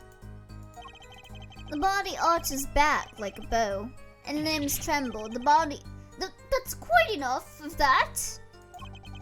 Some of us want to be able to sleep tonight. Oh yeah? Well, I want details. Lots of juicy details. For that, you can listen to our last year's hit single, Atroquinine, My Love, by the Gaviners, available at all major music outlets. The point here is that the victim died of atroquinine poisoning. If your head hurt from doing the voice, why did you go back to doing it? I'm dedicated to the bit! Well, Mr. Justice, how did you find that testimony? Is it important? I don't know. Very important. Well, as an account of the moment of the victim's death, I'd say it's very important. Please add it to the testimony. Very well. The court requests the witness add this account to his testimony. Hold it! You say it was definitely death by poison. How can you be so sure? Blech. Hey, look. I'm a journalist. I've seen a lot of things. And I've had more than my share of experiences with so-called poisonings. A man who gets fishy fish goes bye-bye. End quote. Food poisoning doesn't count. Should I get him to talk about something else? The Stars coffee? Are we in the timeline where Elio cancels Friday's stream from overworking his voice with Brushel? I might just end here with Apollo Justice. You say Mr. Meesham had the coffee too. But did you actually see him drink the coffee? Of course. He who sees it wins, but he who says it wins bigger. End quote. I live in a man sees dog eat dog and writes about it world yet. Yet? I guess I can't say I saw him drink it, really. He has one so-called sip, if that. Man puts lips to mug, drinks, end quote. And poison is quite virulent, I hear. Get some more water. My stomach did a so-called somersault. Since I gulped down that coffee without so much as a second glance at it. Wait, maybe something's there. Some kind of so-called trick. Anyone want to venture a guess? For the record? Does this guy have a pause button? Well, Mr. Justice, did you find that testimony valuable? The victim drank his coffee, then immediately fell over. Oh, yes. Yes. You can go to press with that one. Your Honor, this is a vital piece of information. Please add it to the testimony. Very well. The witness will add this to his testimony. Right. Right.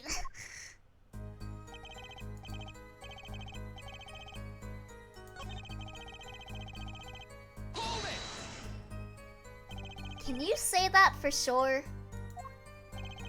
For sure? Sure. I'm sure. I guess I'll try this donut. It better not have any damn fillings. Wait, what's wrong with fillings in donuts? Drew Studio isn't a big place, kiddo.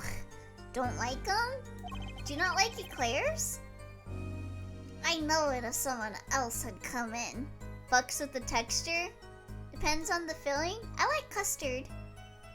Texture bothers me too much? I guess that's understandable. Jelly-filled donuts are great. What if they had been hiding in there from before? I really like custard cream-filled donuts. Cream is fine, but not as nice. Objection! Even if someone had been hiding in the studio, they hardly could have poisoned that mug without anyone noticing. By cream, I mean custard. What's so wrong with custard? I love custard. You think I, Spark Brushel, would miss something as obvious as that? No. Oh my god. I started choking on my own spit.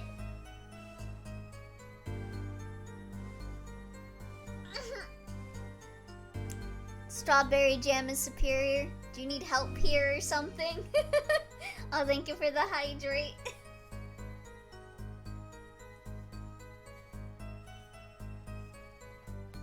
I'm committed to having Brussels sound like that. I'm not busy despite the fact I should be. Are you down for being a creep dwarf?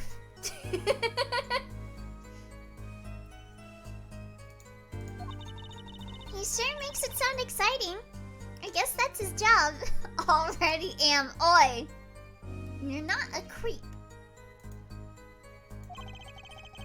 There's only one moment we need to focus on it, really. Dwarf, are you really offering to make that inverted eyelid freak's voice?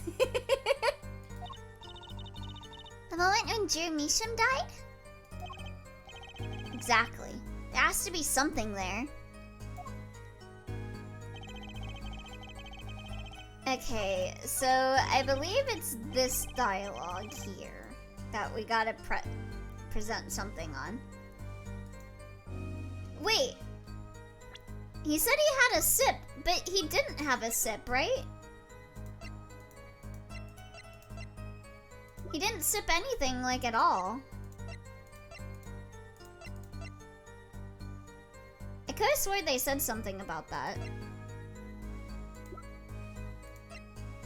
Do I need to submit the coffee cup? Objection! You know what I have a problem with? A particular property of the poison used, atroquinine. Judging by his vocal states, probably for the best. Alright. Let me call you then.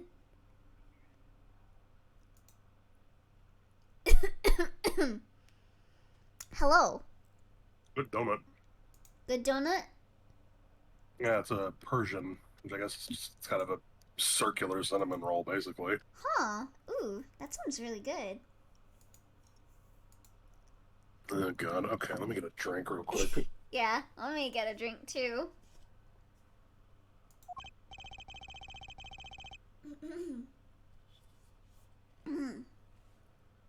You're right for the worst reason. Oh, Prosecutor Gavin was quite clear about the poison. Were there any other characters you wanted to voice? No, just this for now is fine. Okay.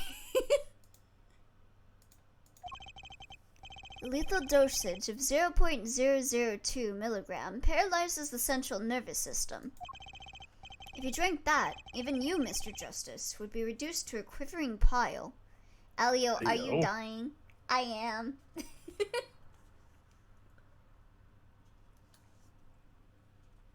Ugh, I did a really bad voice for a Mr. Toothbrusher and it hurt my throat. Why are you using me as an example? Unfortunately, we weren't told everything. There was a vital omission in Prosecutor Gavin's information. Stop that. It's okay. That's why Dwarf is here. Seems to be a running theme.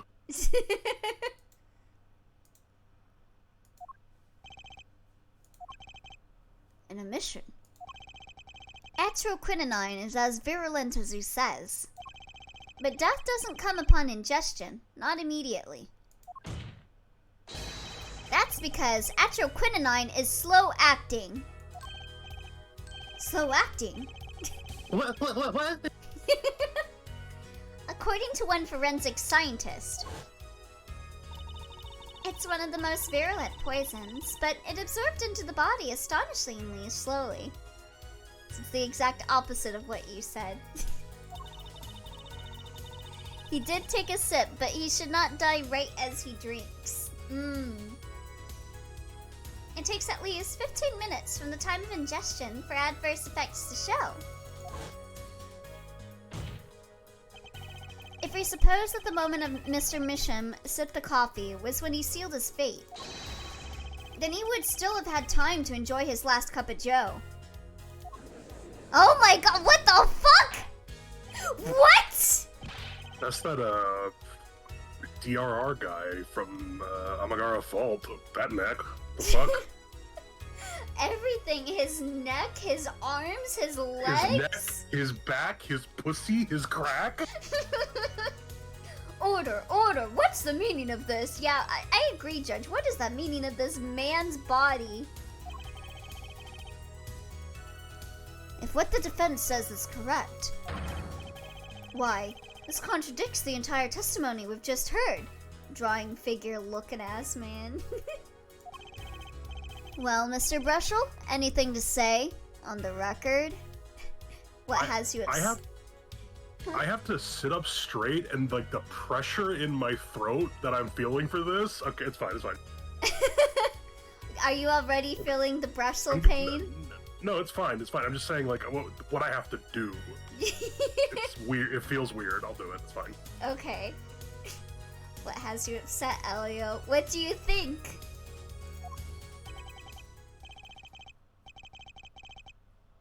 Slow acting. SLOWACT. It was virulent, alright. Even then, it had already begun digging its claws into the journalist. Oh god, you got a good voice for him. He's working on his skill. Objection! It's Russell, yeah? Why is he a toothbrush? I don't know. Herr Brushel, let's take a trip back down memory lane. Did the victim really die the instant he took a sip? Think it over. This is vital. You know what I think? I think that was a not-so-subliminal suggestion, end quote. I admit it does cause a problem if he died when you say he died. I'd be forced to say... oh god, how do you say this? Wiedersehen. German, by the way. Wiedersehen, right? Auf Wiedersehen. Oh, auf Wiedersehen. Okay. I'd be forced to say auf Wiedersehen to my simple case. I am German and I don't know German. I'm sorry. And you would be forced to say farewell to your article. Come again? You can't write a story based on conjecture, can you? As the case drags on, other reporters will pick up the scent. And you'll be forced to kiss your exclusive scoop goodbye. Wait, why did I say it like that? Goodbye. Scoop. Disgusting! Look, wait, just wait a second. Just 1 second. We're waiting. We're waiting. Out with it. I think I just recalled a so-called important detail. A revival of recollection, end quote. A story's survival, end quote. Attorney utterly confused. End quote. Actually, I did notice something when I visited the studio. I'd heard of poison that takes its sweet time, see? But not what I've been saying for the last few minutes, apparently. Mr. Brushel, are you saying you noticed something that explains what happened? You bet I am. The antidote for a poisonous contradiction, end quote, you might say. Or, I still have no idea what you're talking about, end quote, I might say. I figured it out, but only after an in-depth interview. See, thanks to my journalism skills, I know who poisoned that coffee. God, stop! No! Everything about this man is disgusting.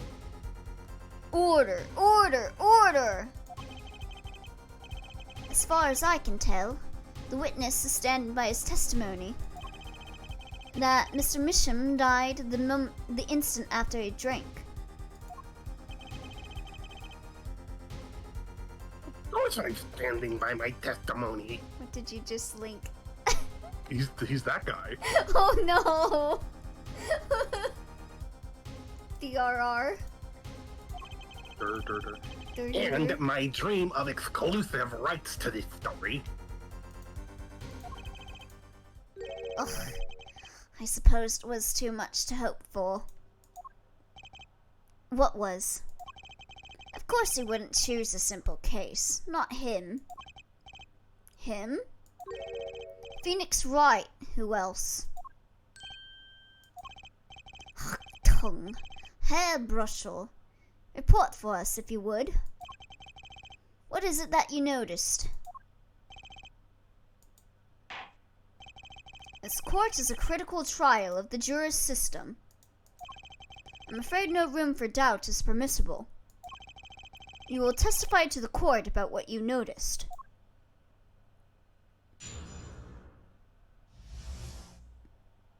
What Brushel noticed? When I arrived at the studio, Mr. Misham was at his desk. He seemed to be writing a letter, but he quickly sealed the envelope. I thought nothing of it at the time, of course. Now that I think about it, what if he was writing a suicide note? A suicide note. Yes, he had this look on his face. Man's face inscrutable as a quadratic equation, end quote. Suicide? Poor Mr. Misham. But that means Vera is innocent. Would someone commit suicide in the middle of an interview? Oh. Very well. You may begin your cross-examination. Me waiting for a pause in the dialogue so I can just looking at my donut longingly. Oh no. It's fine, go, it's fine. I'm gonna read this, right? Yeah, okay, well, I yeah, gotta no. read these. Yeah, you don't need to read those. No, I got it. Was there anyone at the studio other than Mr. Misham? Well, his daughter Vera, of course. Was anyone besides Mr. Misham and Vera present? Not a single one. Not a cat, not a rat, not even a mouse. The only person who didn't belong to that studio there was you, wasn't it, Mr. Russell? I know what you're doing. I know your game. attorney uses classic Ramsden phenomenon ploy, end quote. If you intend to suggest that this reporter is a suspect, I'm sure you also intend to present evidence supporting that assertion, correct? In the meantime, let's move along, shall we? Hold it! So, he put the letter away when he saw you? Early reporter gets worm, end quote. That's my secret. I'm not sure I follow. Don't worry, I'll follow you. No! Don't follow me! I don't want you near me! It's the night of the interview. I arrive 15 minutes ahead of schedule. The handle turns, the door opens, and I barge in. Are you sure that's okay to do? I mean, isn't that unlawful entry, really? Mr. Misham sure seemed to think so. You should have seen him. He crammed his letter into that yellow envelope as fast as he could. I know a secret when I spot one, and that was one. It does seem significant. Well, Mr. Justice? I wonder... It does have the ring of something important. The defense finds this testimony vital, Your Honor. Very well. Please add it to the testimony, then. Hey, why not? My account comes free of charge. Alright. Hold it! And you saw him seal this yellow envelope with the letter? Hey, don't look at me like that. I saw what I saw. Apollo, you think this might be... A big break, yeah. Hmm. But I needed to show some decisive evidence now. Hold it! Okay, so that's the submit things on this line of dialogue prompt. You didn't think anything might be wrong at the time? Hey, when I go in for an interview, that's what I'm there to do.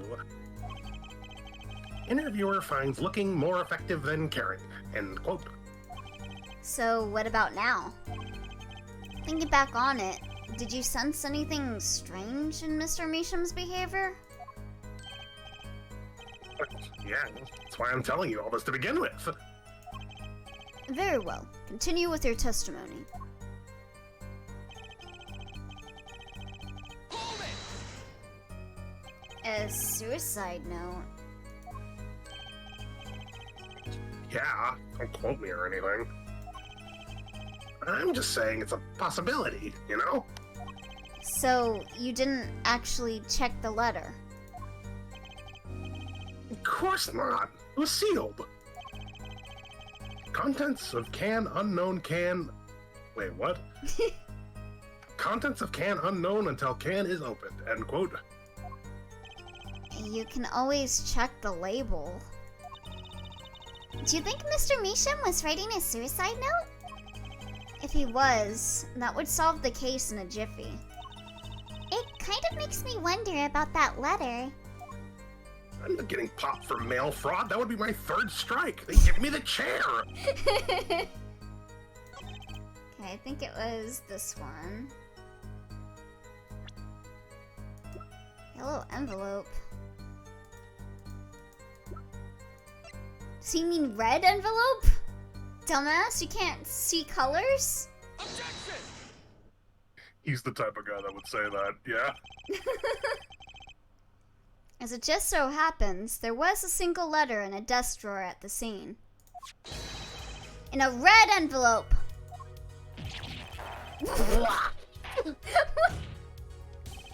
Prosecutor Gavin.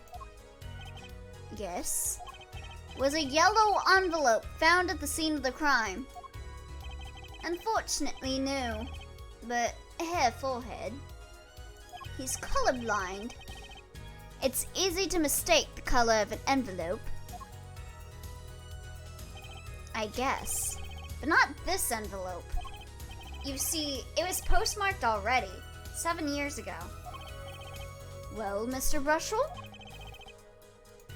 I can explain that. Drew, right? He wanted to get that letter in an envelope pronto. Get it out of sight of my beady eyes, right? At least you admit that. So he grabbed the nearest envelope and crammed away. And what about the whole red and yellow envelope contradiction, chump? Well, Mr. Justice, have you anything to say to the witness's claim? Oh, your brushel impression is spot on, Bun Bun. Oh, that's Dwarf, not me.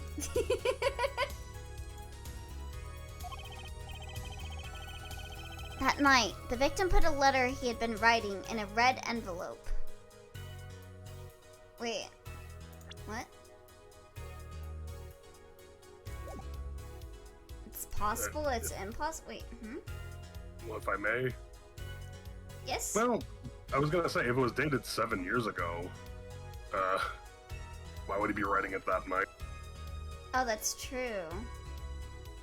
Huh. Okay, so that's impossible then. That's impossible. Ah, like your expression so full of confidence. It's simple, really. As it just so happens, the defense team investigated the contents of this envelope with, the assistance of a forensic scientist. What? Note that this letter is addressed to Drew Measham. Oh? Gotta sit back. Tummy hurt. Okay. Why would he address a letter to himself? Let alone send a suicide note to himself. I've been scooped! Order! Order! Order! Mr. Brushel, can you explain this to the court? Oh, my. How could I have forgotten? I suppose this happens to the best of us. Reporter gets old, forgets lots. End quote. I'm still waiting for an explanation, Mr. Brushel. Well, that's the thing. See, after he put his letter in that envelope, Mr. Misham sat there searching his desk drawer for something. His desk drawer? Yes, a stamp. A so-called postage stamp. End quote. A stamp? Whatever for? Well, to mail his letter. What else?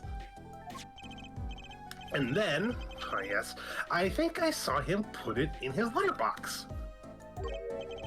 Yes, it was a yellow envelope, and he put it in that box. Well, apparently, this yellow letter has nothing to do with the Oh, how I wish it did. I thought you interrupted. Did you hit it too quick?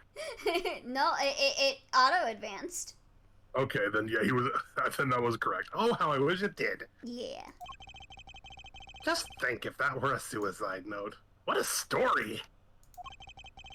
Star writes suicide note in front of reporter, falls. End quote. Ahem. As I was saying, there's nothing to do with this case. That said, yes, Your Honor? It makes me wonder about the contents of that red envelope.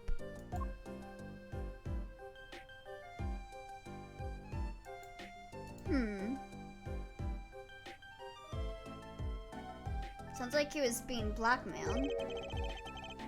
$100,000 is quite a good deal of money. So, this was from 7 years ago, yeah?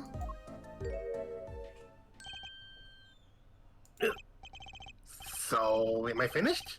Here, I mean, am I finished here? I was thinking of, going home to start writing.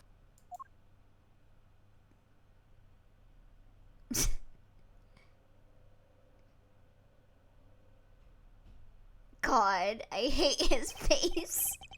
I hate to state, which should be pretty obvious to anyone, but when you catch the scent of a story, you make that a rather unique face. Well, I'm not just anyone. I baffle Christendom by continuing to live. Come on! Attorney has active imagination, little else. End quote. Even I noticed something, and my eyes aren't what they used to be. You know, I'm starting to understand what all this perceiving stuff is about. Judge has active imagination. End quote. Please, continue with your testimony. Tell us about the scent of a story. Ugh. Hey, I'm the one asking the questions here, usually. I hate him so much. It's the scent of a story. Actually, it took a bit of work to get a thumbs up on the interview. Do you want to take a bite of your donut? I feel like this I already would be... did. I already did. Been a good read. Reporter leverages story gets his interview, end quote. The story concerned a certain case from 7 years ago. That red envelope probably had something to do with it. Say what you will, but Drew's talent was without compare.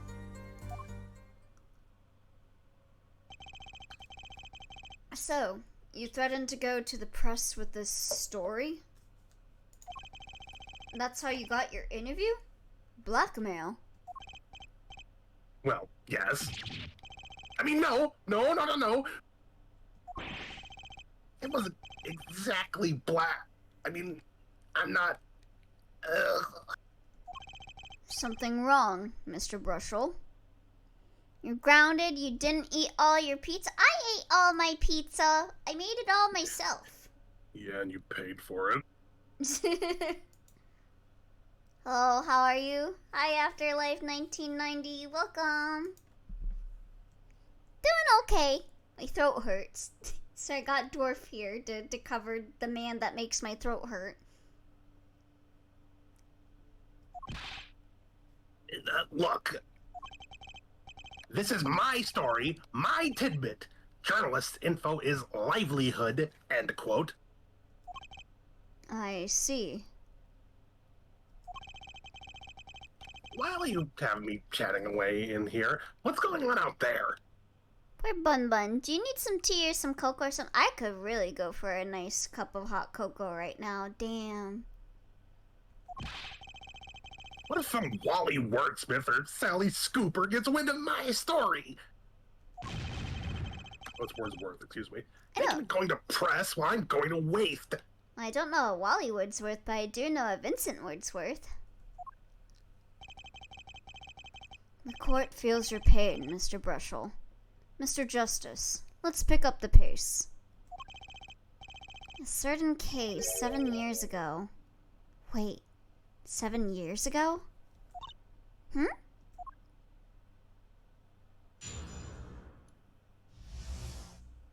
scent of a story. Okay, let's see. Hold it! The victim, Drew Misham, had an aversion to reporters. Boy, I guess.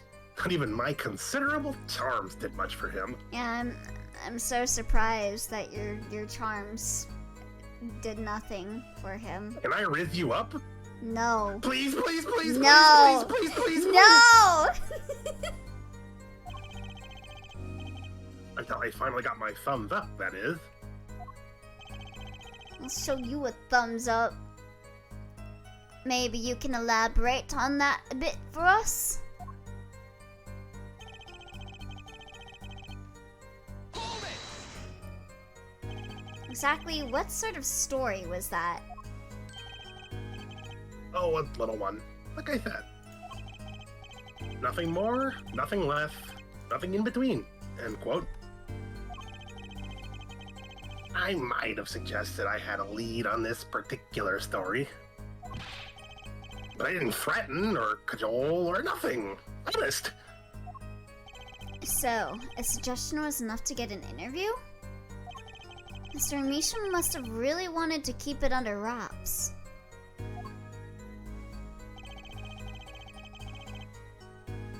Hold it! A certain case 7 years ago? Tell us, what case? Let me state one thing, Mr. Attorney, and you can quote me on this. I can't talk about that case. What? Why not? It's about journalistic pride and staunchness and credibility and connections. Journalists reveal sources only over his dead body, end quote. So what'll it be? Gonna strangle me? Dead men don't tell tales, Mr. Attorney. He sounds pretty determined not to talk. Gonna kill me? Better do it in one shot. Better make it hurt.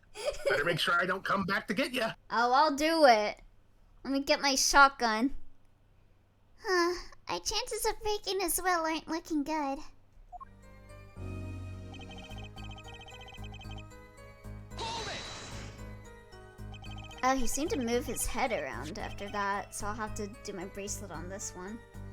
On the one hand, we have your story. On the other, this letter. What makes you think the two are related? Oh, I was saying it's possible. Call it reporter's intuition, end quote. Hey, I say a lot of things. You gonna pick them all apart? Be my guest. All of them? What? Something up? It's his face just kind of changed there for a frame. He was looking at you weird. Oh. All of them? No, just the incredibly suspicious ones. I see. Anything else to add about Mr. Misham? Objection! Elio should have fox ears! What? But I'm not a fox. You're the one that's the fox, Kurama. Hi, Kurama. Hope you're doing well.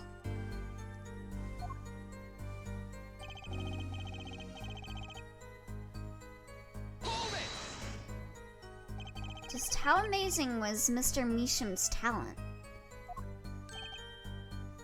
What? Hanging in, but yes, but one can help. Oh, I feel you. I am just barely hanging in myself. Ooh-wee boy. I mean, hey, he's a star, man. A star. The flaw of his brush is like a great undulating river across the canvas. I don't want to hear you say undulating. Artist paint lights up studio like sun, end quote. This guy is full of wacky gestures. But that one just now was wackier than usual. He looks kind of nervous to me, Apollo. Definitely. I'm sensing something different than before here. Maybe it's time to bring out you-know-what.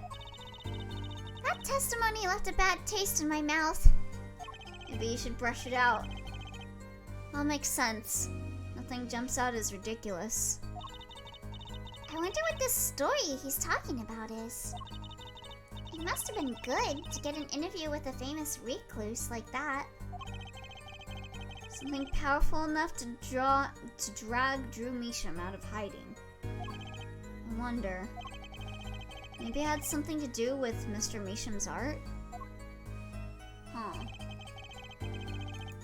Okay, so it was... this one?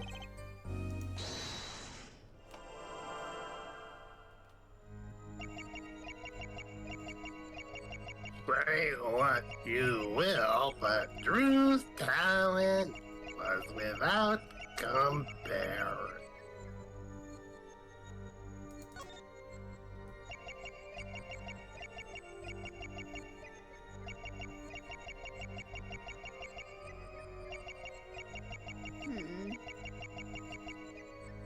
Is it this I one? thought it was the one. I thought it was the one before this.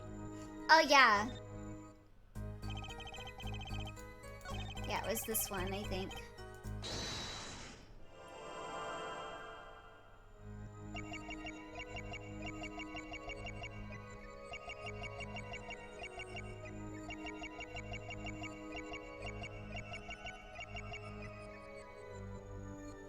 Hmm.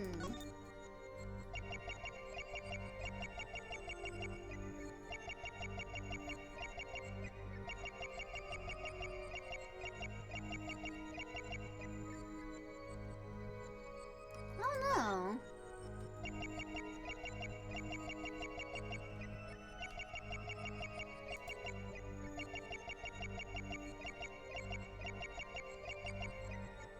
Hmm.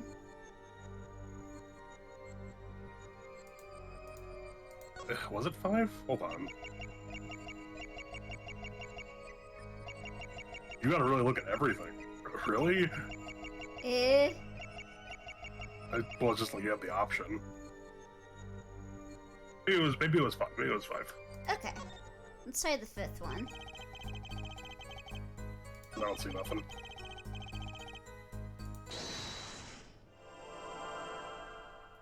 Is it his arm? They get kind of sweated a little bit.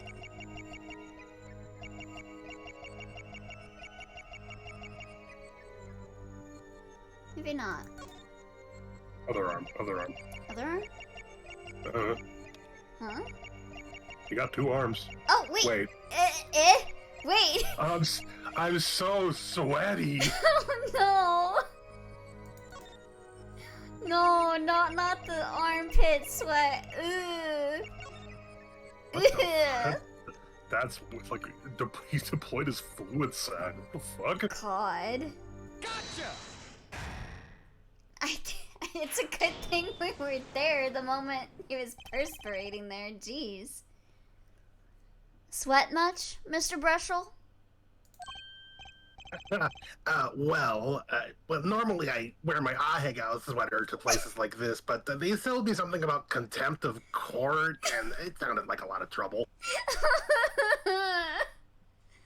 Oh, the mortifying ordeal of perceiving this man, right? Yeah, well, a man can't help his glands, you know. Ugh. It's more than that. When Mr. Measham's talent was mentioned, you suddenly began to sweat buckets.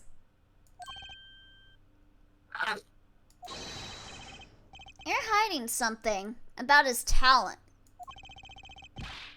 What? That's ridiculous. Evidence time. Let's show where Mr. Measham's true talent lay. Just so happens I have evidence showing the talent mentioned in that letter. I assume this one specifically. I can't help but wonder what the court is supposed to conclude from this evidence. Oh, I guess it's the original one that I should do instead then? Oh. Other than that, you've made a horrible mistake. Man burns bridge, forgets to cross first. End quote. Let's try that again. All I have to do is reveal what Mr. Measham really was. It shouldn't be too hard, right? Take that! This painting was found in Mr. Measham's studio. See, I would have thought to do the Oh. other one. This bitch is tracing. Oh. In me.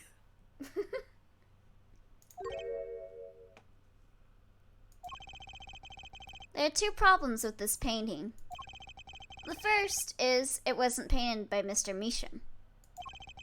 The second is that there was another painting in the studio, which looked exactly like this one, except it was only half done.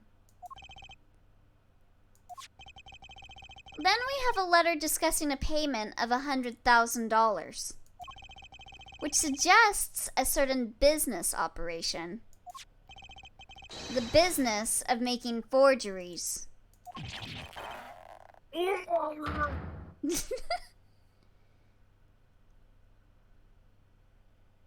my god. That is all, Your Honor. Have you ever seen that one, there's like this YouTube series about like a PS2 game, or maybe it was PS1, that like some dude got that was like haunted or whatever. Petscop? Petscop? Yeah, Petscop. He kind of looked like the thing from Petscop when he's squeezing his head like that. I only really vaguely know what you're talking about, but I guess I can see it. I was just gonna be a piece of shit and say, like, you know, it reminds me of another game where art was getting stolen. It was called Persona 5. It's a little hidden known gem. I've never heard of Persona 5. Everyone, please, everyone. Can we keep this private, please? This is my story, my scoop. Forgery. That's a serious crime. Drew Misham is known as an artist these days. But there were rumors he dabbled in another kind of art until a few years back. Another art, meaning forgery? Drew Misham was talented, alright? Talented at making precise, detailed fakes. A fact that certain criminal elements were quick to discover. Criminal elements? What? Can't seriously be talking about. Exactly. I'm talking about forging evidence. Oh. The rumors started circulating 7 years ago. 7 years ago? So, are we to understand that this letter, this payment of $100,000 was for... Exactly. Forged evidence nets tidy profit. End quote. Order! Order! Order! Why, it's like our victim was living a double life. Just like Hannah Montana. Aha! This is my chance. Yeah, okay, Chie. So, the victim had ties to the criminal world, right? He could have had plenty of enemies we know nothing about. Objection! This is my first time hearing of this criminal world. And you did a bad job investigating, Clavier. We certainly found no criminal connections when we conducted our investigation. I'm only at an advantage when I'm talking about shit nobody else knows about. Oh, thank you for the hydrate.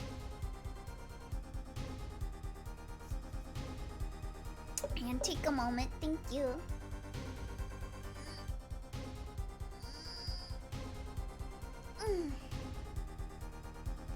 But how do you explain all this money? You have to admit there's a possibility of some illegal activity here. Objection! But there's no proof tying this letter to our case. Our case was, and remains, simple from the beginning. Only the defendant could have poisoned that mug that night. And you, of course. Hey, hey, hey. The only thing I poison is my pen when I'm writing reviews. How'd you explain all this money? Simple answer, tax evasion and gambling. Case closed. Hey there, Barn. Mr. Brushel, your testimony to this point has been quite unreliable. Damn. Yeah, I'm a journalist. Dumbass. Doesn't speak well of your reporting acumen. Oh no, it speaks very loudly. I couldn't even beat the tutorial in Cuphead. What are you talking about? My journalism is rock solid. Journalism so solid you can stand an elephant on it. End quote. A devil's proof, except not really. In any case, let's hear a summarized recap of your testimony. Really, Judge? When has testimony ever been reliable? True.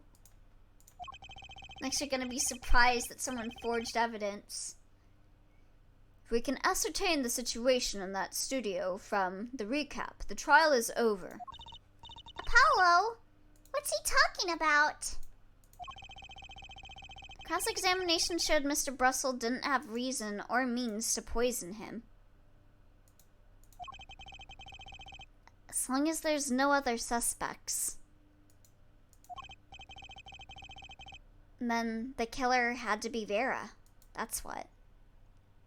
I just saw what you sent me, Twi. This next testimony is our last chance. Do you want to see it? I suppose. Okay. Hold on.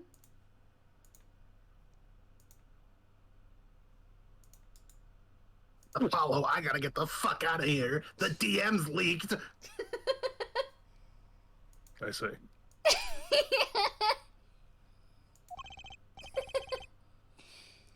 Mr. Brushel, your testimony, please.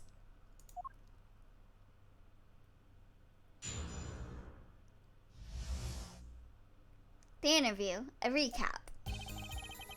The only other person in the studio that night was the defendant. It was Vera who poured the coffee. She's admitted as much herself. The only thing that touched Drew's lips during the interview was that mug. Hiya, Elio. Hi there, Phoenix. You're just in time for some Phoenix right. Hope you're doing well. And nothing left that studio after he died. Nothing. Clearly, the only one who could have poisoned them was his daughter. A nice testimony. Clear, succinct, without room for doubt. Aw, it sucks. You really think so? This is Apollo Justice. Actually, okay, Brushel. Phoenix Wright is right in this room, though, I think.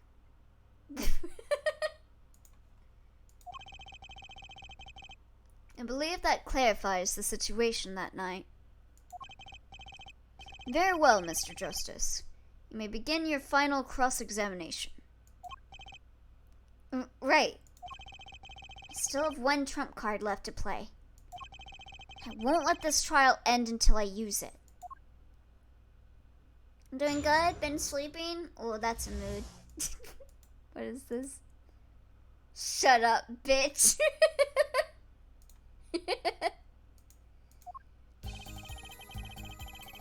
Hold it! But that doesn't prove Vera poisoned it. Objection! How many times have we heard that one her forehead? The poison reached its victim via that coffee mug. And from where did that coffee come, Not to beat a dead horse again and again, but perhaps you could fill us in. Let's watch that tape again. No! No! Shame on it. You need a heart's beat? I'm your man. No!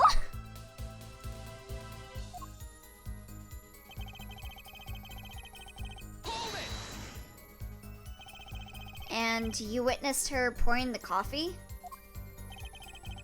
Of course I didn't witness it.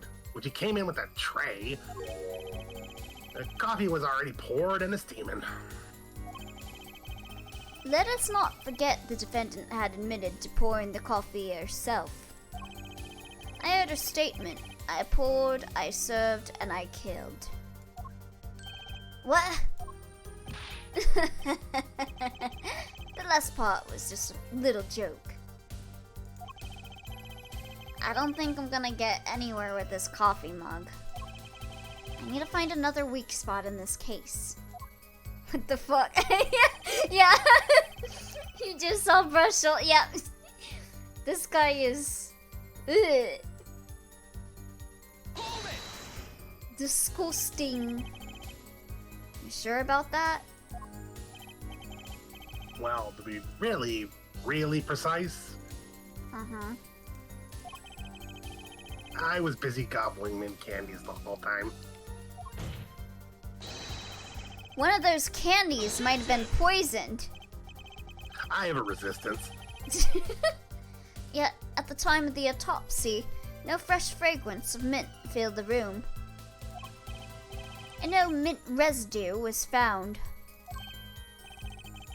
It was a long shot anyway. Don't tell me you're still trying to prove this. You think the victim ate, drank, or otherwise ingested something other than coffee? Well, Mr. Justice, if you have some proof, possibility is there. I can feel it. Just maybe not prove it. Not yet. Possibility isn't gonna cut it. Not now. Mr. Measham ingested that poison via a route other than that coffee. Can I prove it? He just said he couldn't. Proof is possible. I gotta risk it. Oh, excellent. Let's see your proof then. Bro is running on fumes. Please show us your evidence. What evidence shows that the victim wasn't poisoned via his coffee mug? Wait, oh, there it is. Take that!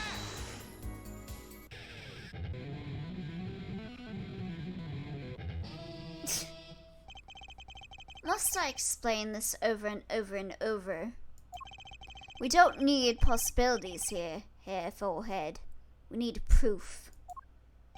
I know that. You should also know that every proof has its moment. Perhaps you're a bit early.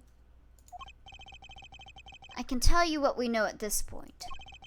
The victim put nothing to his mouth but that coffee mug. Another hole in this case that needs plugging before I can prove anything. But first things first, I better uncover a weak spot before I try to strike again. Okay, so there's something else we have to do. Okay. You didn't get penalized, so clearly you need to do that. Just, is there something else? Don't know why that's first, but whatever. Okay. On with the cross-examination. And nothing left that. Oh, I already said this. Wait. Not one thing? You're sure? Yep, sure as sure can be. Well, with one exception. One exception? What? Journalist Spark Brushel does interview leaves studio. End quote. Huh? Come on! It's a joke, get it? Not funny, I know, but still. Did something leave the studio that night? Why does that sound familiar? Where have I heard something like that before? I remember. Now that we've proven our witness is a comedian of sorts, I'd like to return to our defense attorney before returning to this testimony. Do you have any idea what, if anything, might have left the studio that night? I think one thing might very well have left the studio that night, actually. A certain something that has vanished from the crime scene. By which you mean... something other than our witness? God, his fucking face. Of course. Don't tell me. Vera Measham. Believe me, any comic relief I may provide is entirely unintentional. And then, let's see what you've got for us, Mr. Justice. Well, this thing wasn't at the scene of the crime, so I can't show it to you. I do have evidence that shows how it could have been taken from the scene. Huh? The letterbox? I mean, they've been talking about a yellow envelope. Take that! This is the only link between that studio and the outside world. A letterbox? What did Mr. Brushel just tell us? When he entered the studio on the night of the murder, the victim had just finished writing a letter. Yeah, I said that. And yeah, it was true. Furthermore, he went on to tell us that he put the letter in a yellow envelope and put it in the letterbox. Ah! But that very same letterbox was empty. In other words, that night, the yellow envelope disappeared. Objection! Ah, yes, intriguing. So, an envelope has disappeared from the scene of the crime. Of course, this changes nothing. Huh? He has a point, Mr. Justice. What we're trying to figure out here is how the poison got into Mr. Measham. Is it really important that this envelope the witness says he saw disappeared? Well, if it did disappear, then something did leave the studio that night. That seems very important to me. Very well then. The witness will add this to his testimony. He is, in fact, speaking facts. You got it. I still think this fails to change anything, Hair Forehead. I wouldn't be so sure. The letter disappeared from the crime scene that night. This is exactly the opening I've been looking for. I think I know. I think I know what happened. I think I know the avenue they're going for here. Also, I think you probably need to actually do that thing you did before now. Okay. Yeah, maybe do that now. Try it. It was this one, right? Yes, you have to press it. Okay. Hold it! I mean, of course I know it was an active crime scene, but I had to go. I have to be at home at 11 p.m. every night to watch Maury reruns from midnight to 10 in the morning. I have about 5,000 episodes left. Oh my god. Okay, here we go.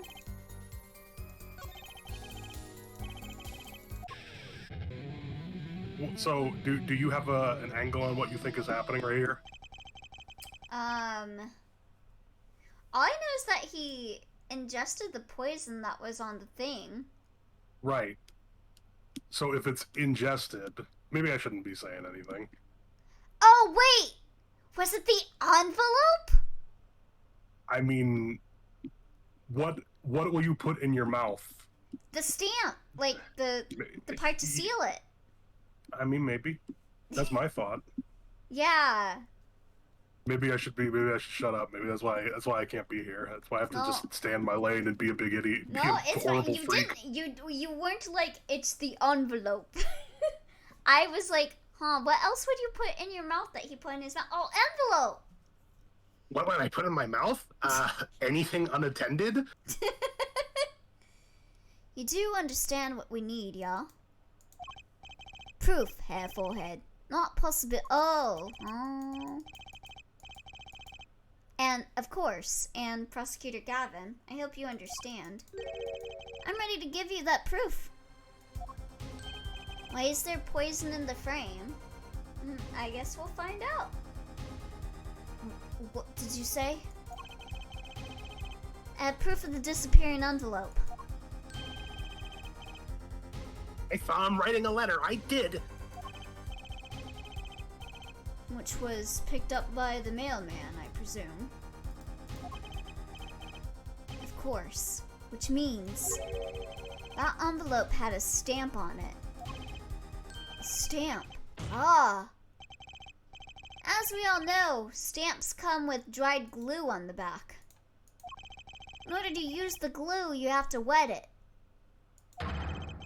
By licking the stamp.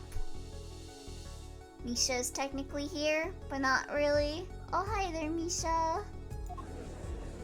I knew I should have offered to lick that stamp for him. You really should have licked the stamp for him instead. God, why couldn't it have been you? Fire Emblem Hero? Shut the fuck up, Clavier. Huh. No one worth talking to actually licked stamps in this day and age. Objection! Even if you wanted to talk to him, you couldn't. He's dead after all. Objection! Okay, so he licked the stamp. But wait, how does that explain the actual quinine on the rim of the coffee mug? Cause it's slow acting, you fucking idiot. Objection! If you lick the back of a poison stamp, the poison would get on his tongue, yes? What would then happen if he put the coffee mug to his mouth, Okay, now if you're taking drinks, like why is your tongue involved? Is that just me? Well, I mean, it is on your mouth. Like, let me see. A mug? I don't know. I don't know. you kind of like position your tongue over the cup a little bit when you're putting in water, right? Because I just did it how I naturally do, and I noticed there's like a little bit of your tongue. But maybe I just drink it wrong. Soviet Russia human poisons coffee mug. Those traces on the mug weren't the killer's doing. It was the other way around. Licking stamps is a dangerous job, but someone's gotta do it. What? Maybe I had a long tongue? Coffee mug didn't poison Mr. Measham. Mr. Measham poisoned the coffee mug himself. Now I'm disturbed. Yeah, licking. I'm sorry. He, from the back, he looks like Baldy. Just make his shirt green. Order, order, order! I don't think it's a tongue. He poisoned his lips with his tongue. Please tell me you were laughing and it just didn't pick up in the Discord call. That was deafening silence. I thought it was funny. wait, what did you say? I said, please tell me you were laughing and it just didn't get picked up by the Discord call. That silence was deafening and I thought it was funny. Wait, what was the funny thing? What did you say? I said he looks like Baldy. Just Oh, paint his shirt I green. did. I did Yeah, I laugh thought it was- really loud. Yeah, no, I didn't. It was just dead fucking silent. I'm like, damn, I didn't think it was that bad of a joke. Yeah, no, I laughed. I clapped. Order. Maybe it spreads around after you put your tongue back in your mouth. Yeah, that makes sense. But that doesn't... Does it? Who? You don't know Baldy's basics? Mr. Meme Man? Recall if you would. Actual quinine is a slow-acting poison, yes? I never played it, but I know it. The poison entered his body when he put the stamp on that envelope. It's Five Nights at Freddy's, except you do math.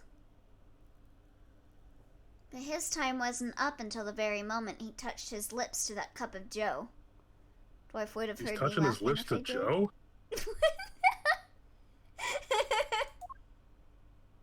Joe Mama.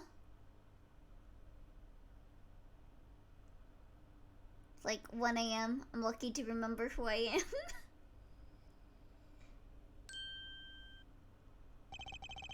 Have something to add, Mr. Brushel? Uh-oh. His nose is picking up another scent. As I believe I mentioned earlier. Well, that's the thing, see? After he put his letter in that envelope, Can I talk about that weird game about math and getting chased? Yup. Mr. Misham sat there searching his desk drawer for something. Yes, a stamp. A so-called postage stamp. End quote. But you know, I don't seem to remember him ever finding one. Maybe he just run out? Incidentally, we searched the desk drawer at the scene of the crime. There were no stamps, not a single one.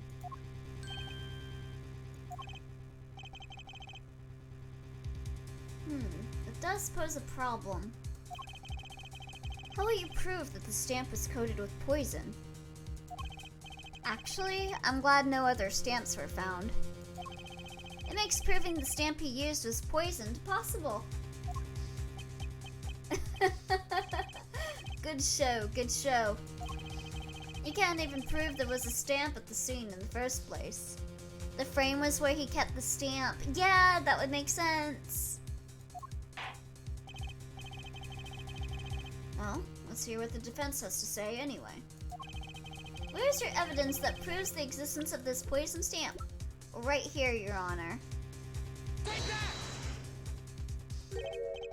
Well, that certainly is a cute little frame. And by little, I mean really little. The judge when he sees a twink. It was on the victim's desk, Your Honor.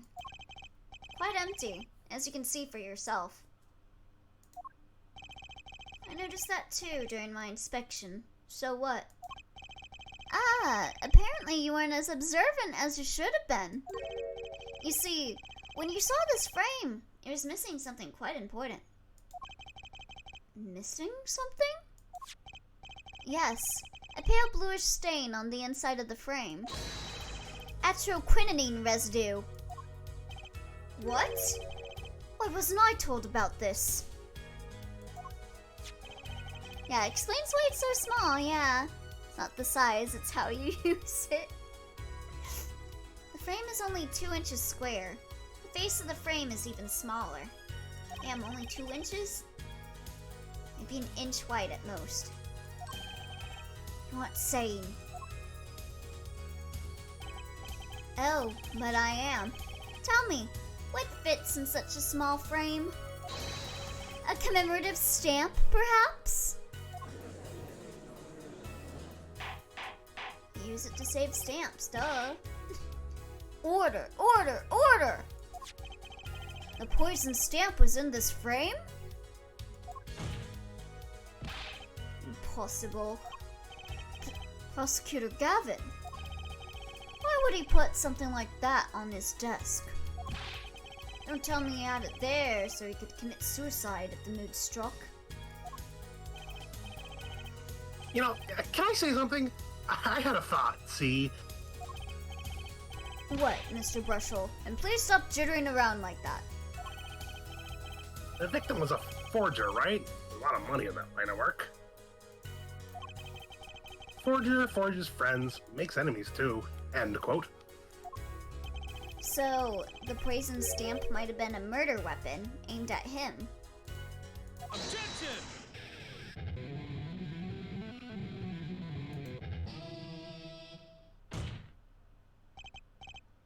Oh, rich. That's rich. Leave the ridiculous flights of fancy to the Governor's song lyrics, please. Finally, something we agree on. The stamp was a murder weapon? Nonsense. Murder is a simple business. Who would go to such lengths? No one. Oh, I disagree. Come again? You been here? Like, last couple of... I know you were here, Clay, bro. Recall, if you would, the victim's reclusive lifestyle. Drew Misham hid from the world. He avoided meetings. His only contact with the outside world was the mail. The mail? Now, if you wanted to kill someone you couldn't meet, but you knew red letters, a stamp would be the perfect weapon. Ridiculous. Where's your proof? I want proof. Show us evidence that this poison stamp was sent to him as a murder weapon. Might not have evidence per se. Things are finally starting to come together. What is it, Apollo? Your fists are trembling. I think I know what happened. I don't believe it, but I can see it. The Monato's power! I think I know how Mr. Misham was killed. Well, fill us in, Mr. Justice. It'd be pretty silly to have a cyanide pill and swallow it because you forgot what it was. A certain piece of evidence points to the truth, Your Honor. I can show you how someone with the intent to kill sent Mr. Misham the stamp of death. Please. Oh, well, if he wasn't looking for a stamp, he must have been looking for a mirror. Yeah, if I look at myself in the mirror, I crumble to dust. Good thing he didn't have one. Oh, this. Take that! Isn't this the envelope? The one from 7 years ago? Challenge accepted. Think about the text of the letter again. It was nice knowing you, Twy.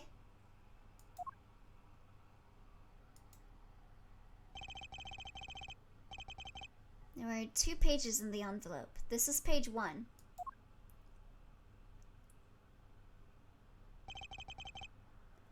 And this is page 2.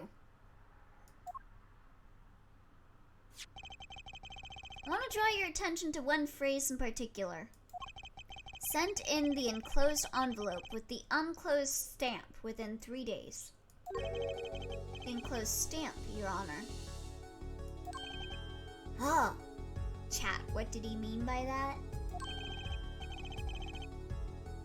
In other words, if I have this straight, the stamp, poison on the stamp, lick, lick, end quote. Now, what if he had done exactly as the letter asked? He would sign the document, put it in the envelope, and put the stamp on it, right?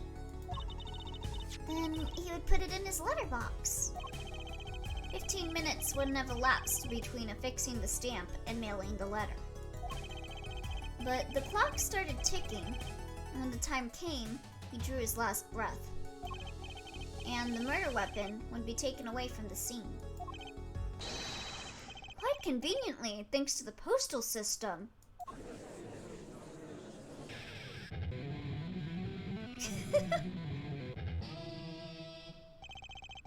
Such a splendid imagination you have, Hair Forehead. Let me confirm one thing with you, if I might. So, this poison stamp was inside this envelope from 7 years ago, yeah? Is that what you'd have us believe, really? Well, It is a little bit of a stretch, but there's a possibility. yes, a very small possibility. How small, I wonder? The poison stamp in this envelope? Stamp that then became the murder weapon? How do you intend to prove this seeming coincidence? Oh, well, Ugh, it was 7 years ago. We don't even know who sent that letter. And your answer is silence, I see. Very well, I move on. It's not nice to pick on the Fraulein, Clavier. Oh, shit, what? Oh, what? Oh, Huh? Emma. well, like my Christoph Gavin impression? Did I sound like him? Okay, I think I think that's gonna be it for me for today with the Bravo Justice. Cool. well, this case is a lot better Yeah. than the last 2. I can give you that much. Yeah, definitely. All of the negative. He was like this fucking freakazoid is like a spirit doll. He absorbed all the negative vibes, left the case to be pure and clean so far. Plenty of time for it to go bad. That is true. Yeah, I guess we'll have to see how it ends. But he absorbed all the bad energy. Alright, I'm gonna go on a BRB for a little bit, but I will be back with some Minecraft in just a moment. So, The hell are you doing in Minecraft? I want to make a conduit house. What? That has to be underwater, doesn't it? Yes! I have a Okay. heart of the sea, I just need to get some Nautilus. And then I can figure out how to make a conduit house. Just get some Nautilus. Not actually easy, but okay. Oh, it's fine. It's fine. I'll do it. You watch. Or maybe I might have some Nautiluses lying around. I You don't know. need quite a few.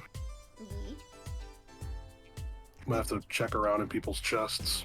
But yeah, that's the plan.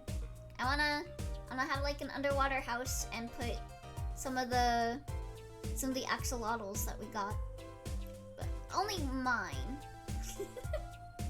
Anyway, I'll be back in a little bit, everyone. See you guys in a bit.